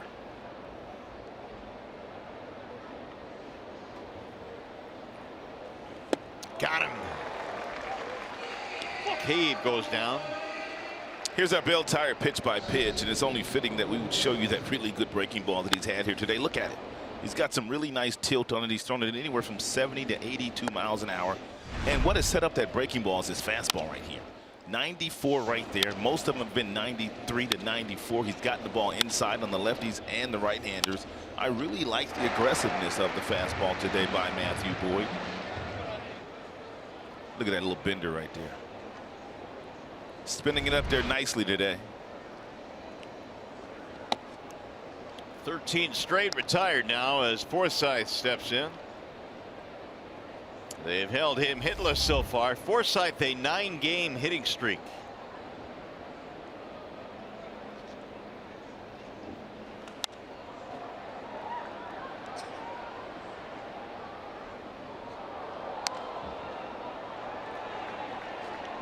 Since joining the Minnesota Twins, Forsythe a .459 on base percentage. A product of the trading deadline.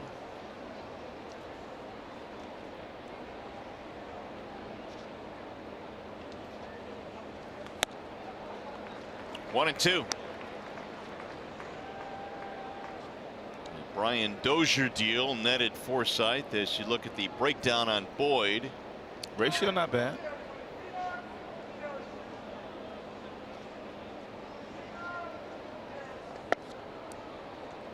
Boyd allowed 2 homers in his last start against the Angels in Anaheim, but he's kept the ball in the ballpark today.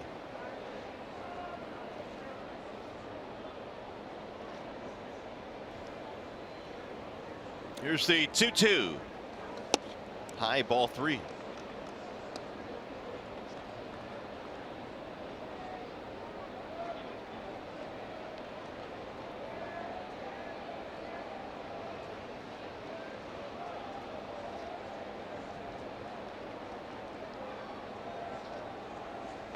And he walked him. 1 out, base on balls. Well, if you can't catch the games on TV, you can stream them live on your mobile device with Fox Sports Go. Download the app, take Fox Sports Detroit and Tigers baseball with you wherever you go. Made available by Oakland University. It's the first walk of the game for Matthew Boyd. First runner since the second for the Twins.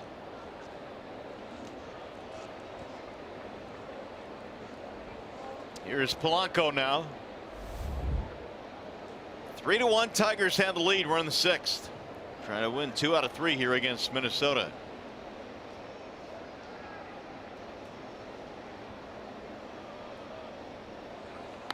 Dropped on a bunt, and they're going to let it roll foul. Grinders saw it taking a left turn, so he waited and then snatched it. Yeah, no need to pick it up.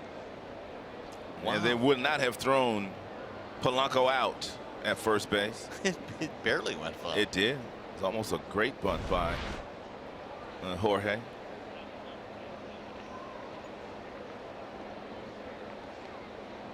Nicholas kicking it on the bench today. Look at his hat. Talking to Lloyd McClendon. Nicholas likes to play.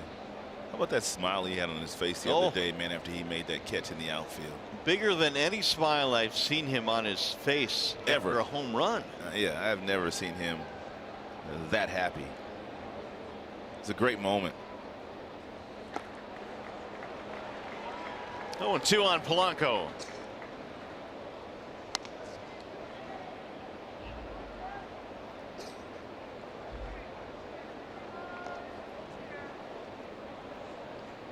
One-on-one on Polanco in this game. Pop up in a single.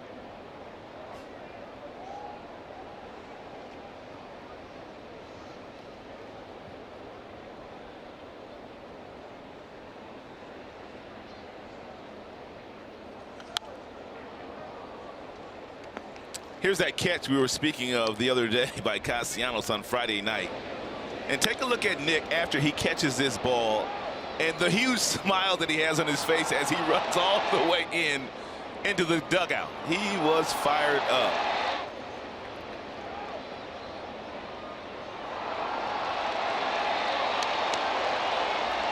I think he said that's better than hitting a homer. He did say that.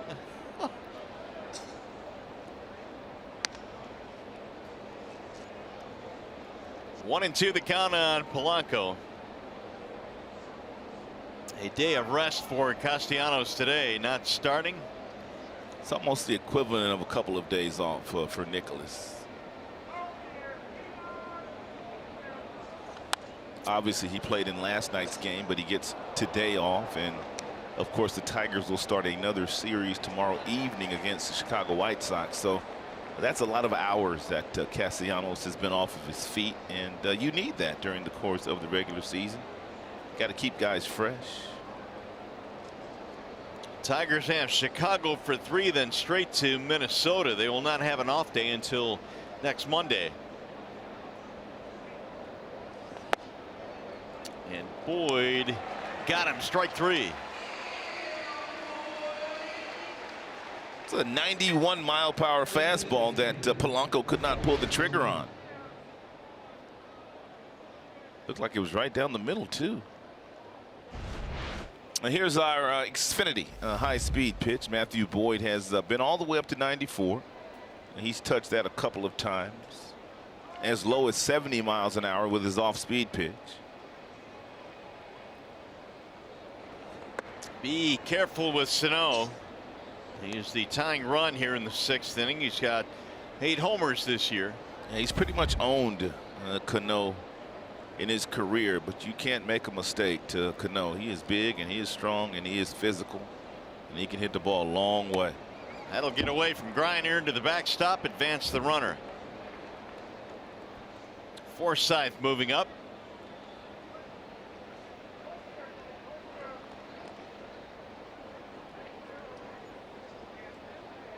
Sano was brought back up from the minor leagues in June. They sent him all the way down to Fort Myers in AWOL, Florida State League. Had to get in shape. Well, it's hot nice, down there. Nice and cool in Florida. You had to send him down there, get him in shape. Can't lose any pounds down there in the middle of the summer. They ruled that a pass ball, by the way. That's a balk, too. So advance him another 90 feet. Well, you don't want to give him a cheap run here. What happened here? Did Matthew think the hitter called timeout or what? Take a look here. He just doesn't throw it. Wow. I don't know what happened. It'll be interesting to find out exactly what happened on that pitch. I know Johnny Kane will be all over it after this contest.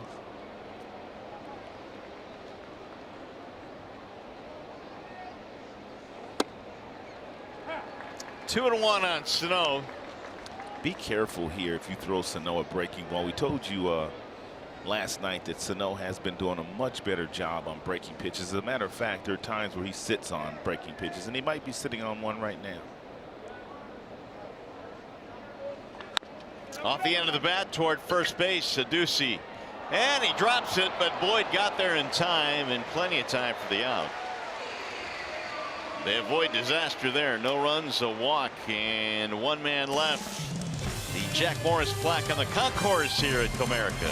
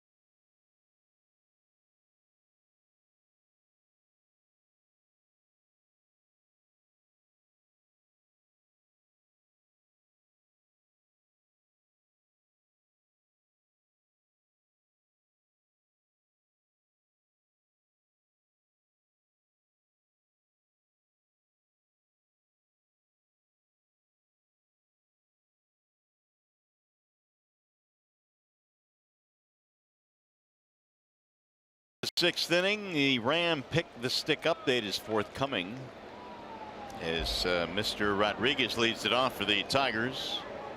Ronnie Rodriguez did not start the game today, came in for the injured Jacoby Jones, looks at a strike. Here it is. Hey, I've got 4 today, leading the way. Yeah, you are. Mickey York has 3. Nico Goodrum was the first pick today. Guys finally got smart. Yeah, no kidding. The way he's been swinging. He should be automatic #1 when we played the Twins. He got me 15 points the last 2 days. 1 ball and 1 strike on Ronnie Rodriguez. And missed outside, 2-1. Got action. It is Wilson warming up for the Tigers. Really heating up like he's coming in the game. Well, Boyd's at 88 pitches. Popped up, shallow right, Kepler. Ronnie's out, 1 gone. Let's bring in Johnny King. Where you at, Johnny? Hey, you guys alluded to it right before the break. This is awesome here on the concourse level just outside the Big Cat Court. The actual Hall of Fame plaque of John Scott Morris. The best line, maybe one of the best opening lines on any plaque. Intense competitor with a spirited drive and determination. So if you know anybody who's here at the game, maybe you should text them. It's right out here on the concourse level. You can come here and get a picture with it. They flew it in yesterday from Cooperstown. Then tomorrow morning they will fly it back to Cooperstown where it will hang in perpetuity, boys. That's pretty cool. Hey, Johnny, I hope there's some security down there. Oh, yeah, they got some security down there. They got heavy security, but as we found out, they'll let anybody in here. Craig Monroe just cut in line. He just cut in line. Look at this. Look at Simo. I mean, the line is out the door, but Simo's going to get his own. He's got to get that passcode off that phone, though. He just jumped in? Yeah, he just jumped in. They'll allow it. Good old Simo. You can't scare him with a good time. No, you can't. All right, Johnny, thanks. Meanwhile, that's going to be it for Rogers, so he gets a couple of batters here in the 6th. Twins going back to the bullpen, and we shall return.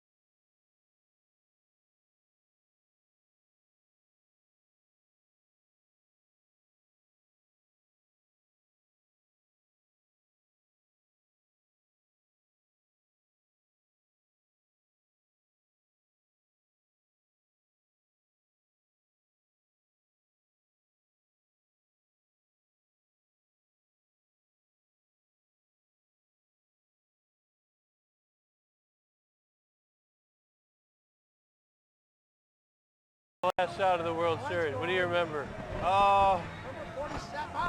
It was like slow. How about when you caught it? Squeeze it. Something running through my head. Squeeze it. This is your ring. And then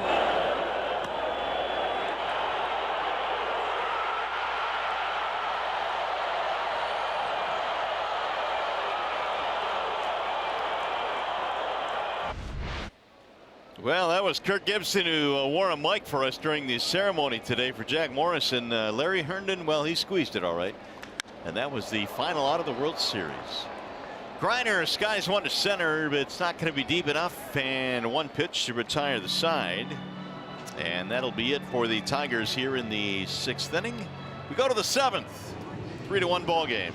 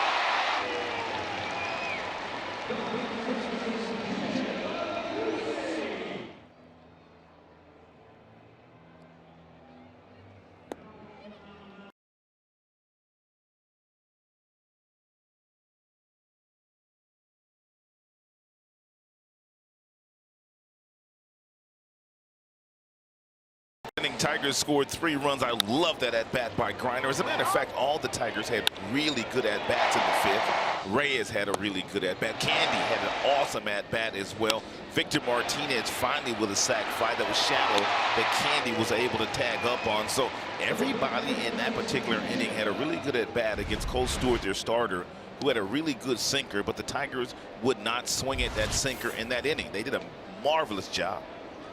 Meanwhile, it's going to be Alex Wilson in the wall side windows pitching change. Well, he's got 9 holds. He's looking for 10 this year. He's in there to pitch the 7th, probably Jimenez for the 8th, and Greeny for the 9th if all things go as planned this afternoon.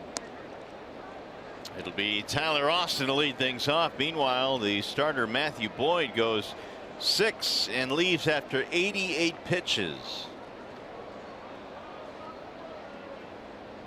Here's the 1-0.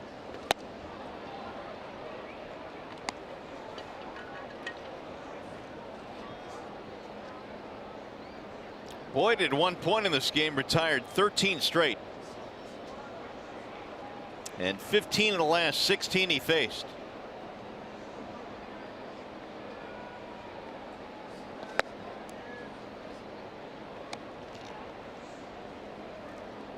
Austin is 0 for 2, pop-up inning, ground out. And be careful here. Austin's got big power.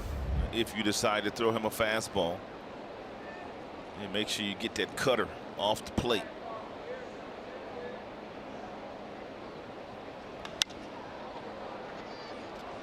Seems like all year round the Tigers, aside from Greeny in the 9th and Jimenez in the 8th, have been searching for some kind of, I don't know, order of players that would click at the back end or even the middle end of the bullpen. Yeah, they've tried everybody.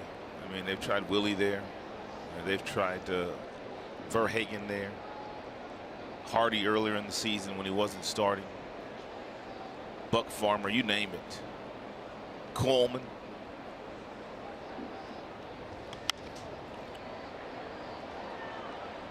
2-2 on Austin. Tigers have the making of a pretty nice back into the bullpen going though right now though, Mario. As far as I'm concerned, they got Matt Callister, who they got from the Cleveland Indians. He's a power guy with 97. You got Green, he can get up to 96, and of course Jimenez, he's 97 to 98. So they've got some power arms at the back end of that bullpen now. Gardy did mention a couple of days ago that they are really going to monitor Jimenez going forward in terms of making sure they didn't go too far over the innings that he threw last year. That makes sense. I mean, they're not going anywhere this year, and there would be no need to overuse Jimenez the remainder of the season.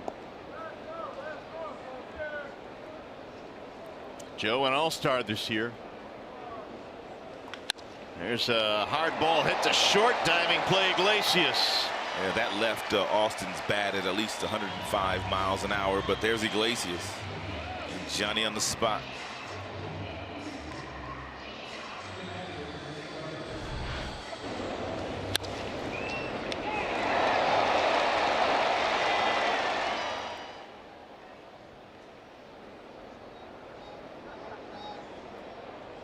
Nice play by Iggy.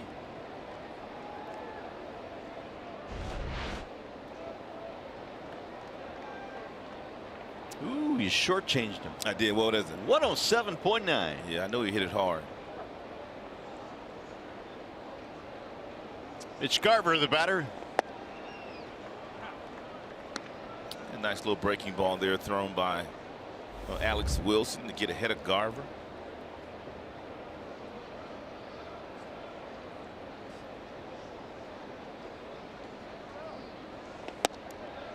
Garver in his first at bat hit a ball to center field over the head of Jacoby Jones. Jacoby raced back, almost made a great play on it. It went as a triple, and he eventually scored their only run on a sac fly by Johnny Field. Bouncer back up the middle. Nico right there, or make it Ronnie right there. Nico was at second. He's in the outfield now.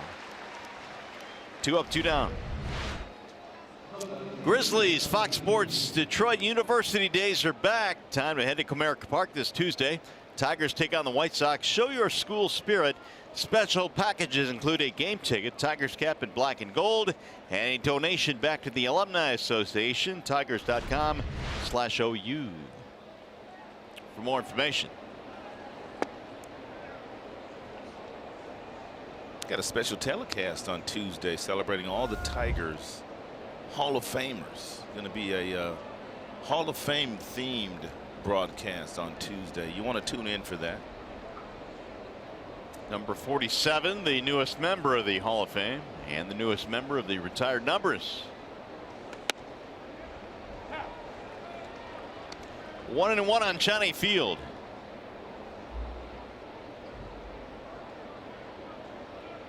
RBI with a sac fly in the second. Former Tampa Bay Ray was acquired off the waiver wire. The old waiver wire? The old waiver wire. 1-2 on Johnny Field. Do you think he's related to Johnny Kane? No, I don't think so. No. 1-2 on Field. Maybe Ryan Field. Yeah, I was thinking of that myself. Miss O'Ryan. The 1-2. He's big timer out in New York doing now. good, man. Doing good. Proud of him. It's tough business. 2-2 on Field. He popped up in his last at bat. Wilson coming in here in the 7th for Matthew Boyd, who was sparkling today. Very good.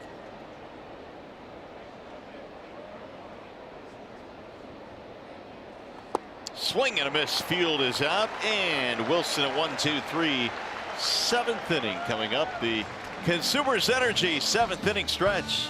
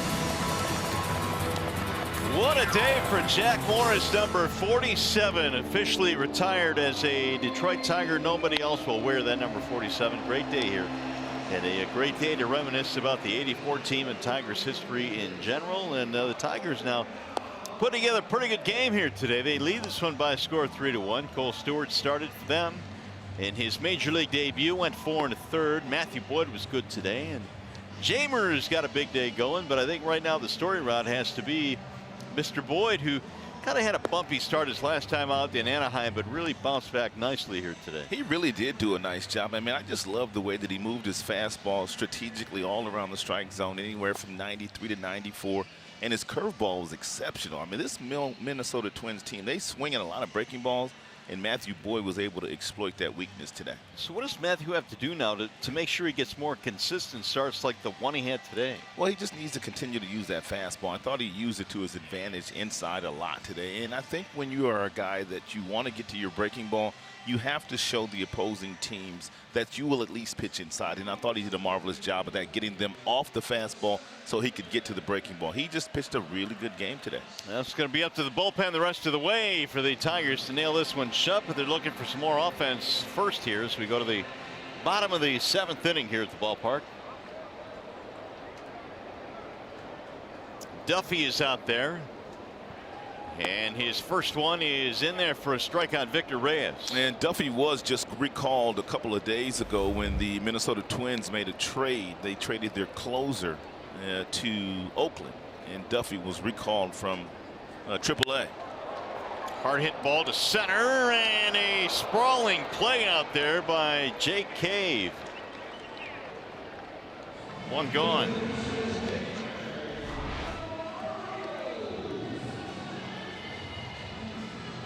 And Cave kind of took the wrong route to get there, but at the end of the day, he ended up making the play.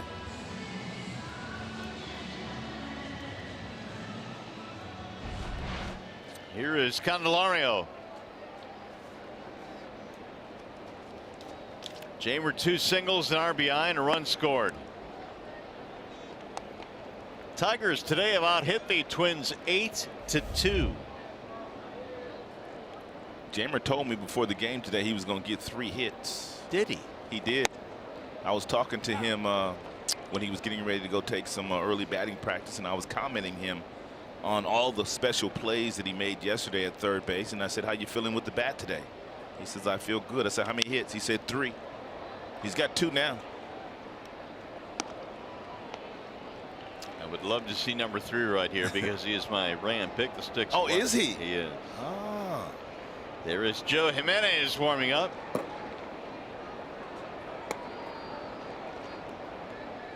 Come on, Jamer. The 1-2.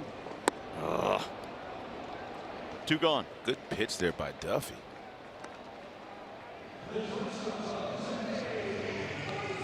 The Tigers battle the Cubs in a 2-game interleague series Tuesday and Wednesday, August 21st and 22nd, 7:10 p.m. Great tickets are still available.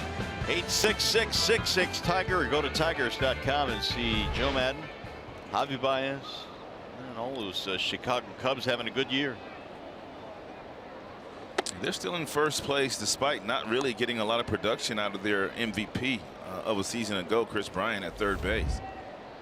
And they're 2 games up over the Milwaukee Brewers in the National League Central. Iglesias hit by pitch, and he has an infield single. Out west, Arizona and the Dodgers are tied up for first place. Chicago's lead is only 2, and Philly's lead is only 1. So some great races out west. Yeah, not so much in the junior circuit. Boston looks like it's running away with the American League East. That Oakland Athletics team, man, they are still rolling, man. They are continuing to get it done. Chris Davis hit another home run yesterday.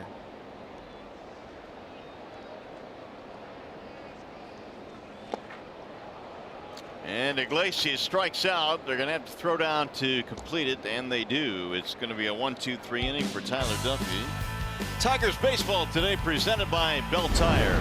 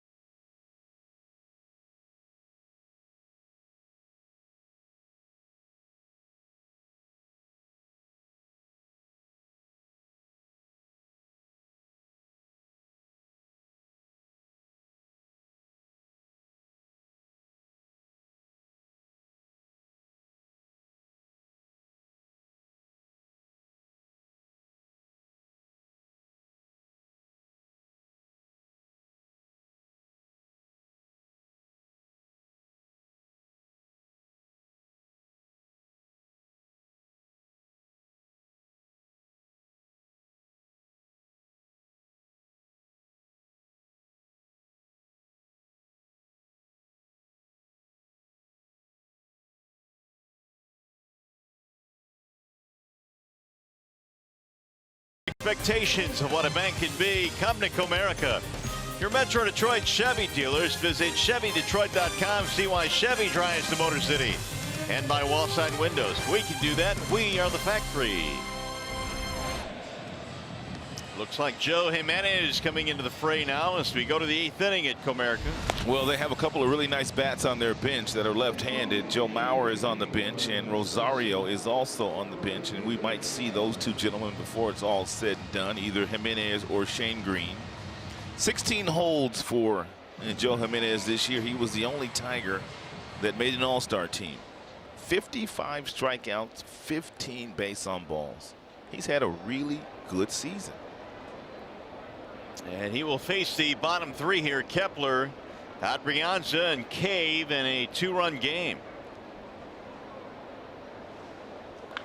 Ooh. Ooh, man, that ball belted high in the air and deep to right field, way back to the track, to the wall, and gone. First pitch, 95. See you later by Kepler. What was the launch angle on that? It was way up there. I know that much. All of a sudden, it's a 1-run game. 37.3 degrees of launch angle. Straight up by Kepler. 96 was the fastball. Look at him swing straight up.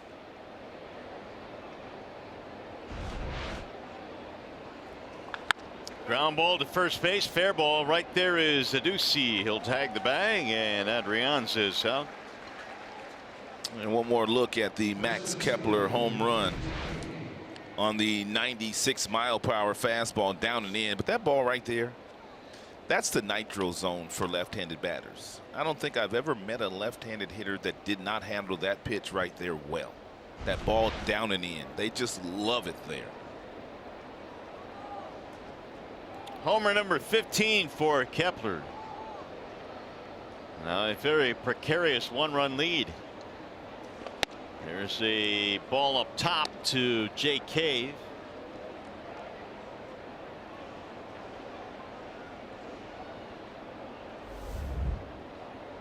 Fly ball and a strikeout for Cave in this game.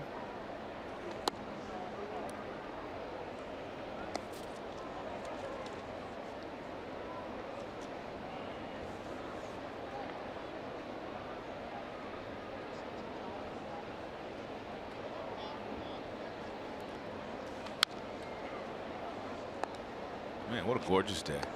Beautiful day here today. Downtown Detroit. Could not ask for a better day, to be sure. Weather-wise, been awesome. You might have to get the grill out today, huh? Not a bad idea.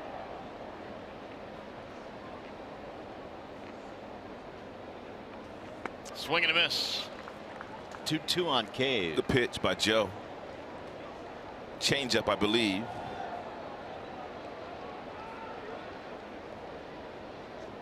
A hard changeup at 90 miles an hour.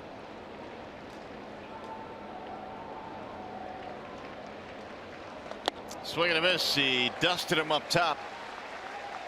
It's a nice job of pitching there by Jimenez. And the previous pitch was an off-speed pitch at the bottom of the strike zone. And then you go north in the strike zone, up in the strike zone with a 96-mile-per-hour heater to get the swing and miss. It's a nice job of changing eye levels.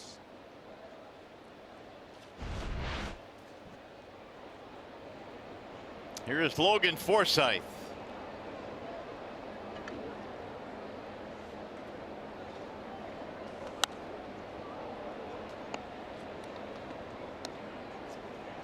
Jimenez last year in his major league debut appeared in 24 games. He threw 19 innings and gave up 28 runs. Ooh, say what?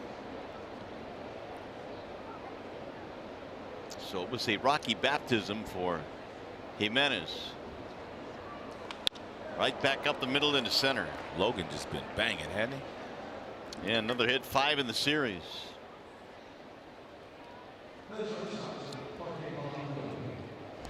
Hey fans, eat, drink, and enjoy the excitement of Tigers baseball. Picnics and party suites are on sale now for groups of 10 to 600. For group ticket information, call 313-471-BALL. Go to tigers.com/groups or text the word group ticks to 313-471-2255. Tying run on now with 2 outs. Here is Polanco. Ball 1.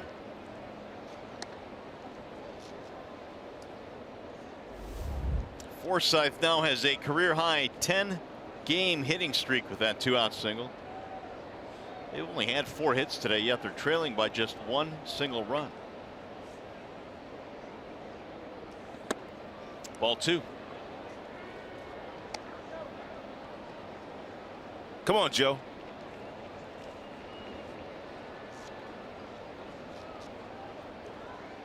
The home run by Kepler here in the 8th was the first Twins hit since the triple in the 2nd.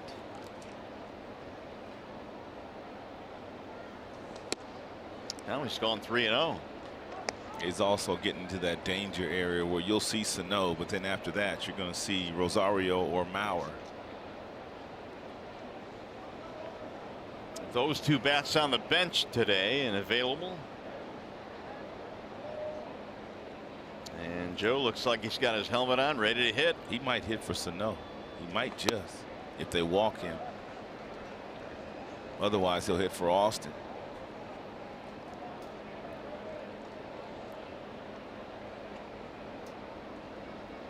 Three and one on Polanco.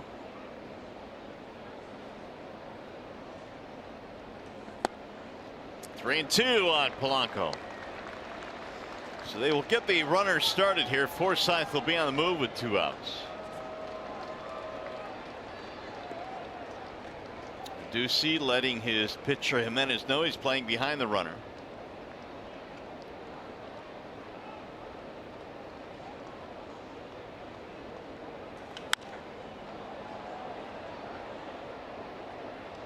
Tigers are going to see the Twins next week as well. They'll play the 3-game series coming up against the White Sox. Then it's on to Minneapolis for a 4-gamer.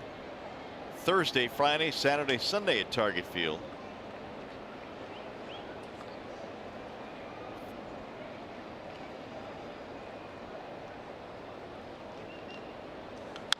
Another foul back out of play. Polanco hanging in there.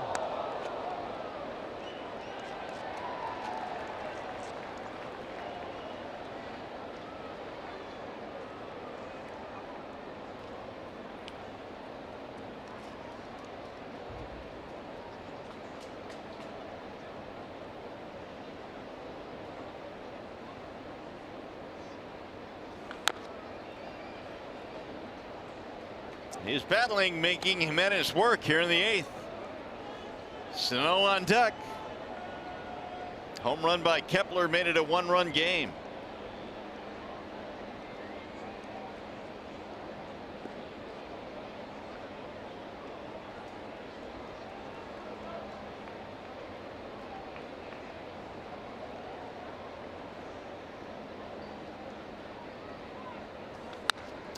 A huge rip there by Polanco, fouled it straight back.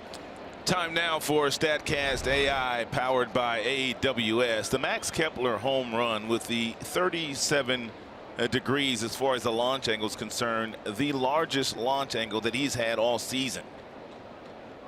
What happened to that fan out there after trying to catch that ball? Did you see that tumble? Yes, I did. Here is the 10th pitch coming up, and this is bat. Swing and a miss. He finally got him. Jimenez closing out the 8th. Twins get a run on the homer by Kepler. Here comes the bottom of the 8th.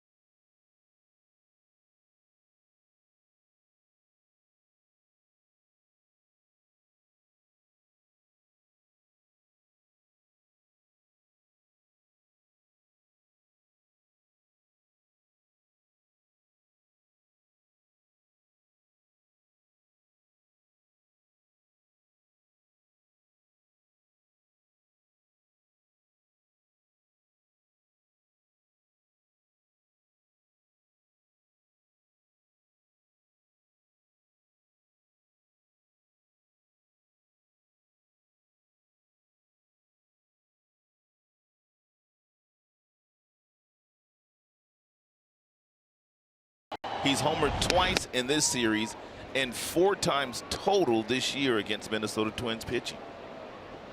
Duffy's got that really good curveball, man. He's always had a great curveball. He can really spin the baseball. 2-0 on Goodrum as he gets things started here in the 8th. Nico, then Martinez, then Ducey. Nico's been getting himself in some really nice, friendly fastball counts all series. 3-0.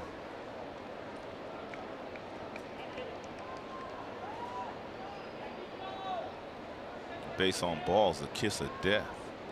Bottom half of the 8th inning. Duffy made the transition from the rotation to the bullpen last year. Could never come up with that changeup.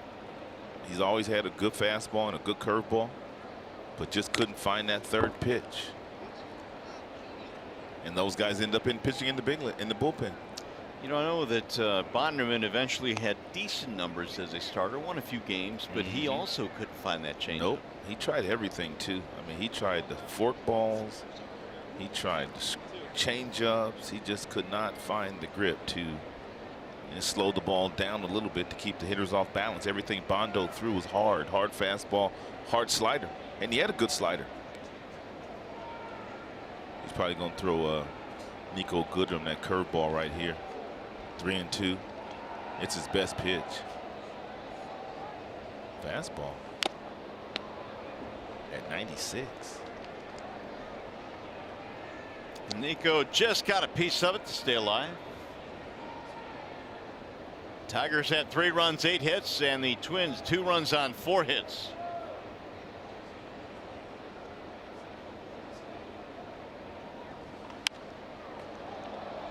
There was that curveball. Nico did a nice job of spoiling that pitch.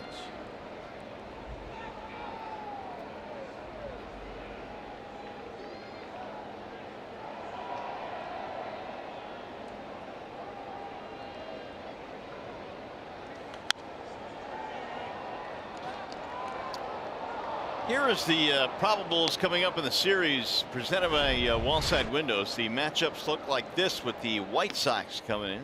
They've got a talented rotation in Lopez and Giolito and Rodon. Rodon, a left-hander. He has the most experience. Lewicki, Hardy, and Zim will counter the 3. Man, Nico is giving Duffy a battle. Duffy got a fly ball in the 6th and then 1, 2, 3 in the 7th, including 2 strikeouts. Nico's having such a good at bat that Garver decided to go out and have a conversation with Duffy to try to figure out what's going to work. Because Nico's on everything. He's on the curveball, he's on the fastball. We'll see what they decide on.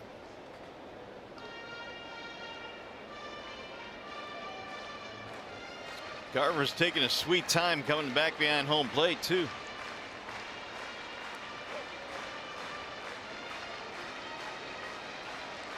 Maybe the umpire got nicked too. Did the umpire get nicked on that last one? Something had to be happening, yeah. Because Garver was taking his time. Normally you don't see that. But he wanted to give Fairchild an extra couple of seconds. He wasted a mound visit. He waved it off, I believe.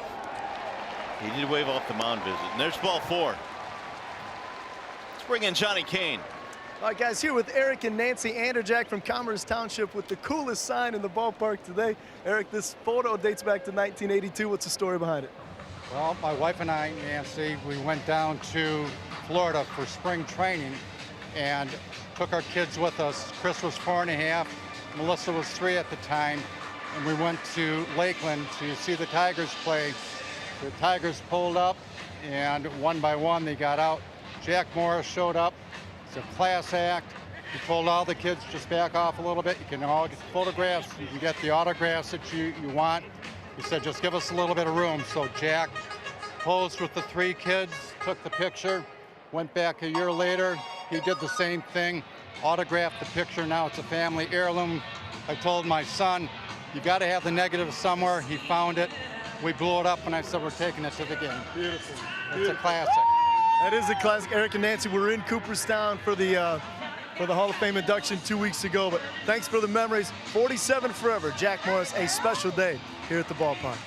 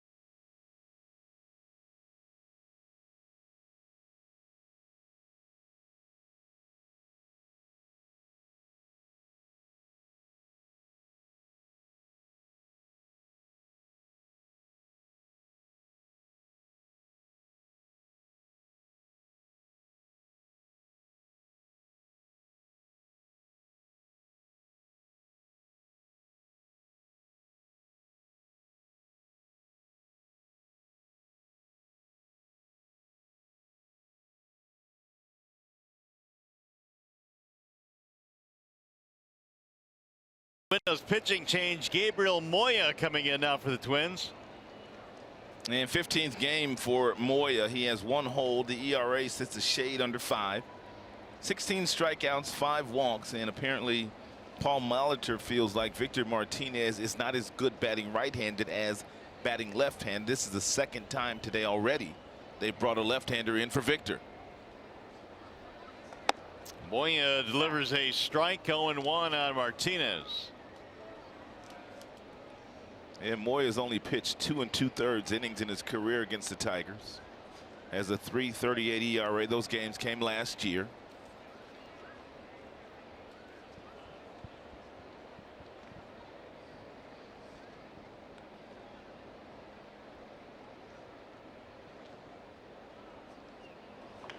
Victor lines one to left field. It's going to be caught there by Johnny Field. That's the 2nd ball that Victor's hit right on the screws today with nothing to show for it. It'll bring up a Ducey.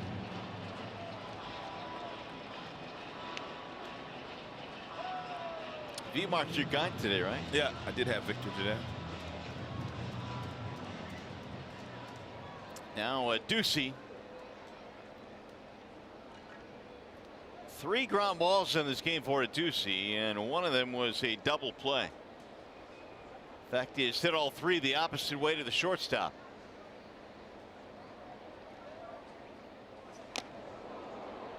That ball going to go to the backstop. Goodrum going all the way to second base.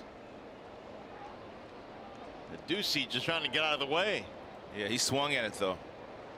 Or is it a foul ball? Why are they sending him back? Yeah, I think he made contact. Foul ball sending Goodrum back.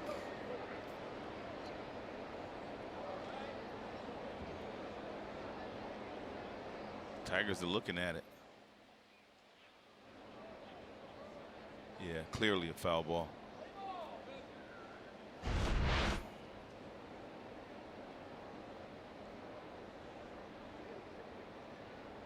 Tigers lead by a run. Important runner down in there at first base.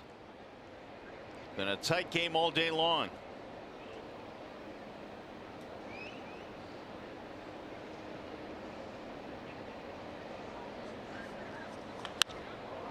That ball in the air to right field, shallow. Kepler coming in.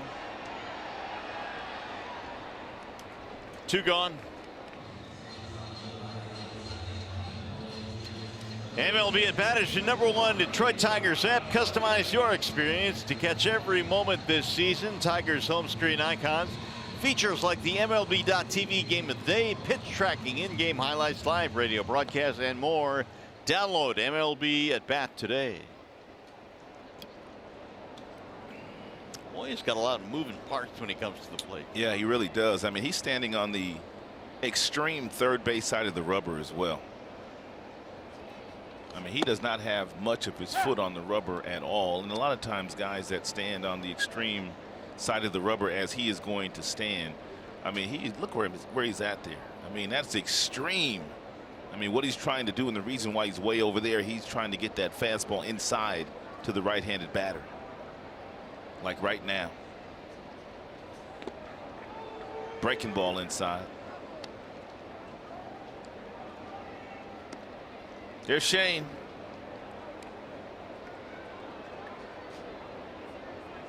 Well, as it stands right now, it's going to be a snug save. Only a 1-run lead for the Tigers. And he's going to have to face Mauer and Rosario.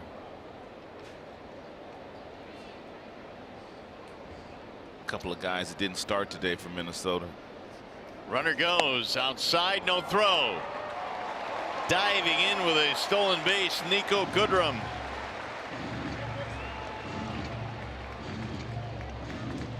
And Nico had a pretty good jump, but once the ball was mishandled by Garver, easy steal for Goodrum, who continues to flash all of his tools against his former team.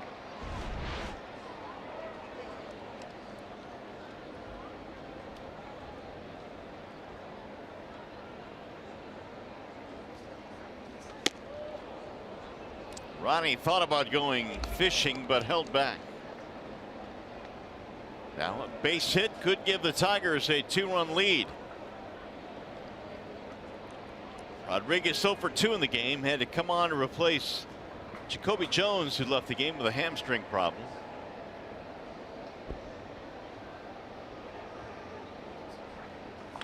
Line drive to left, base hit down the line, going to score a run. Goodrum comes in, Rodriguez to second. He is in there with a double. That's a big hit right there for Ronnie. They really needed to score another run to give Shane Green a little margin for error, who will be coming in for his 25th save. He got one of those breaking balls over the heart of the plate, and Rodriguez jumped all over it. Change up, and right there.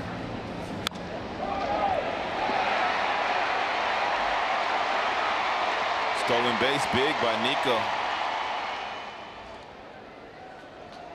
4-2 ball game now, and here is Mike Gerber. Might as well drive in another. Gerber is 0 for 3. So Goodrum today with a single, a walk, and a walk, an RBI, a steal. He's had a good day. He's had a great day, and he's a lot of points. Continues to wreak havoc. Mickey York to the Minnesota Twins. He got 3 points right there on the base on balls. He got a point for the walk, he got a point for the stolen base, and he got a point for the run scored. And Ram picked the stick. 0-2 on Gerber.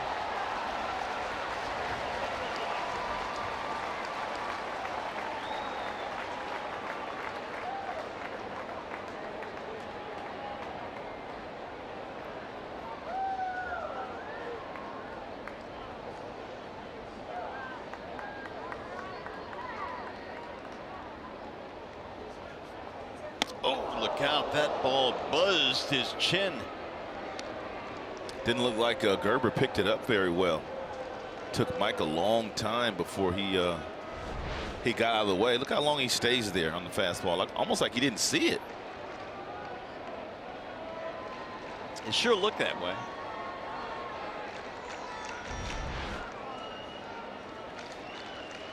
Now the 1-2.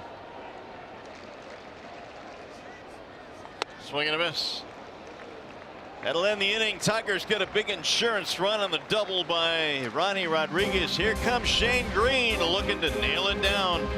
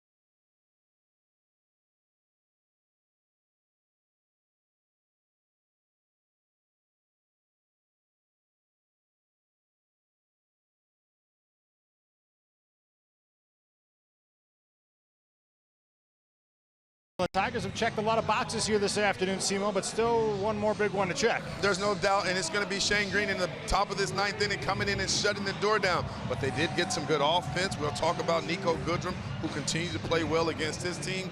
But how about this day at all? 47, the number 47 being retired, and the Tigers win. it would be a great afternoon. You got to finish it off with a W, Absolutely. right? Coming up after the game, we'll take a complete look back at Jack Morris's jersey retirement ceremony. Also an update on Jacoby Jones, who had to leave today's game early with a hamstring injury. And Rod, I heard you counting up my Ram Pick the Stick points. How many am I up to now? I don't know, but you stole him from me today. You're smart, though. I see how you roll. Shane Green is on now to try and record the save here in the 9th inning. Shaney looking for save number 25 here today.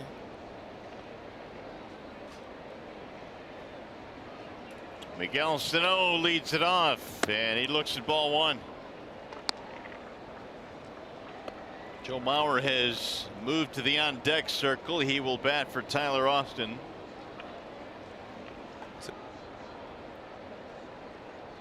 Sano is 0 for 3. Drilled to center field. It's going to be playable. Reyes going back, one gone. Just like we promised you, it's time for the Miller Lite Hold True moment, and the moment in the day was all about Jack Morris. The retirement of his number 47, and the Tigers, they did it in a first-class way. They had a dinner for Jack on Thursday, then today the unveiling of the number. And Jack, man, he handled it all with a lot of grace and humility. 47 is soon to be joined by number 3 in a couple of weeks. That of Alan Trammell. I could imagine this place is going to be packed on that Sunday afternoon, honoring number 3. That would be a safe bet. Better get your tickets now, if there's still some available. Here's the 1-0 to Joe Mauer.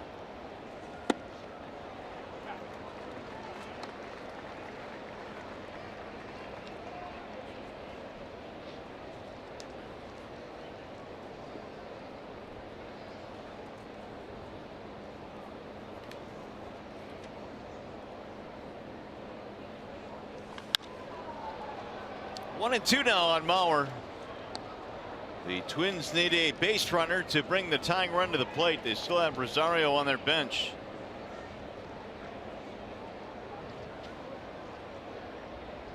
Mauer this year is 1 for 5 as a pinch hitter with an RBI.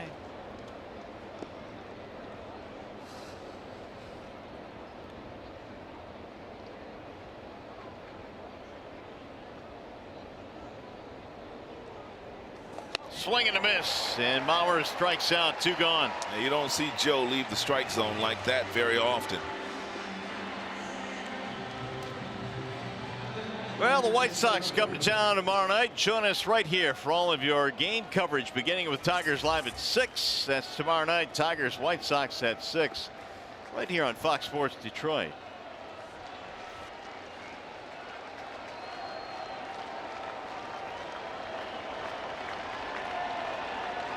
Two gone now. Rosario has gone to the on-deck circle if they could get Mitch Garver aboard. Shane Green has other ideas.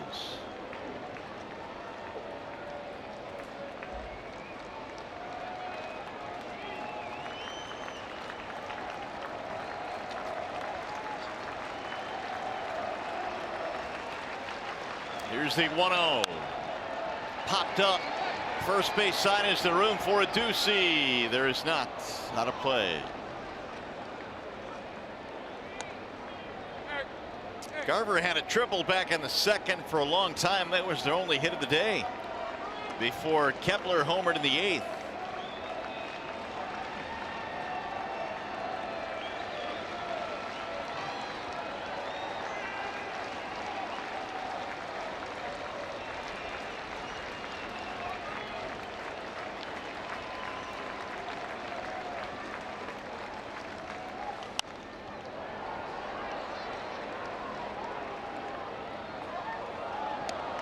One and two on Garver. Tiger bullpen today. Wilson at 1-2-3 7th. Jimenez allowed the homer in the 8th, but no other runs. And now Green here in the 9th. Matthew Boyd did the rest with 6 sparkling innings today. And a crowd of better than 30,000 to its feet. Foul straight back. Pretty good swing there by Garver on that 95-mile-per-hour fastball thrown by Shane Green.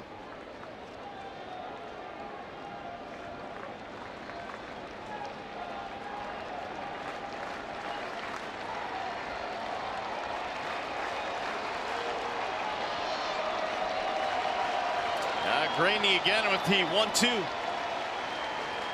Swing and a miss. He struck him out. And that is a Tigers win. Great way to end the day as Jack Morris has his number retired and the Tigers win it.